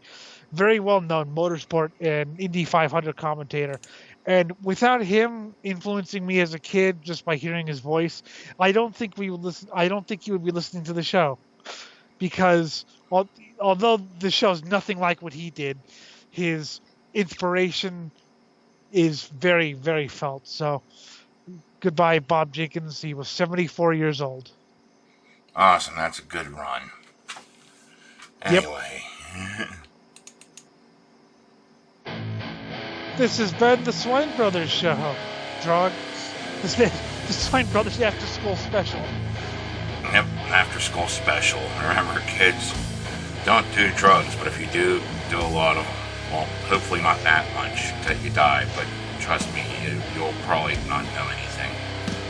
If you want to get in contact with us, you can email us at cosmicgodsdie@gmail.com, and Facebook is Swine Brothers on Facebook. And like this video, subscribe, comment, and share. Share the fuck out of it. Well, you need this promoted. For the Gem, I have been Elliott Limited, and thank you, Jeannie Keebler, for the music, by the way. I always forget to say that. We'll see you next time. That's right, kids. Buy yourself some fucking ego hurt gods while you're at it. Supporter shit. You are the blasphemy. You are the blasphemy.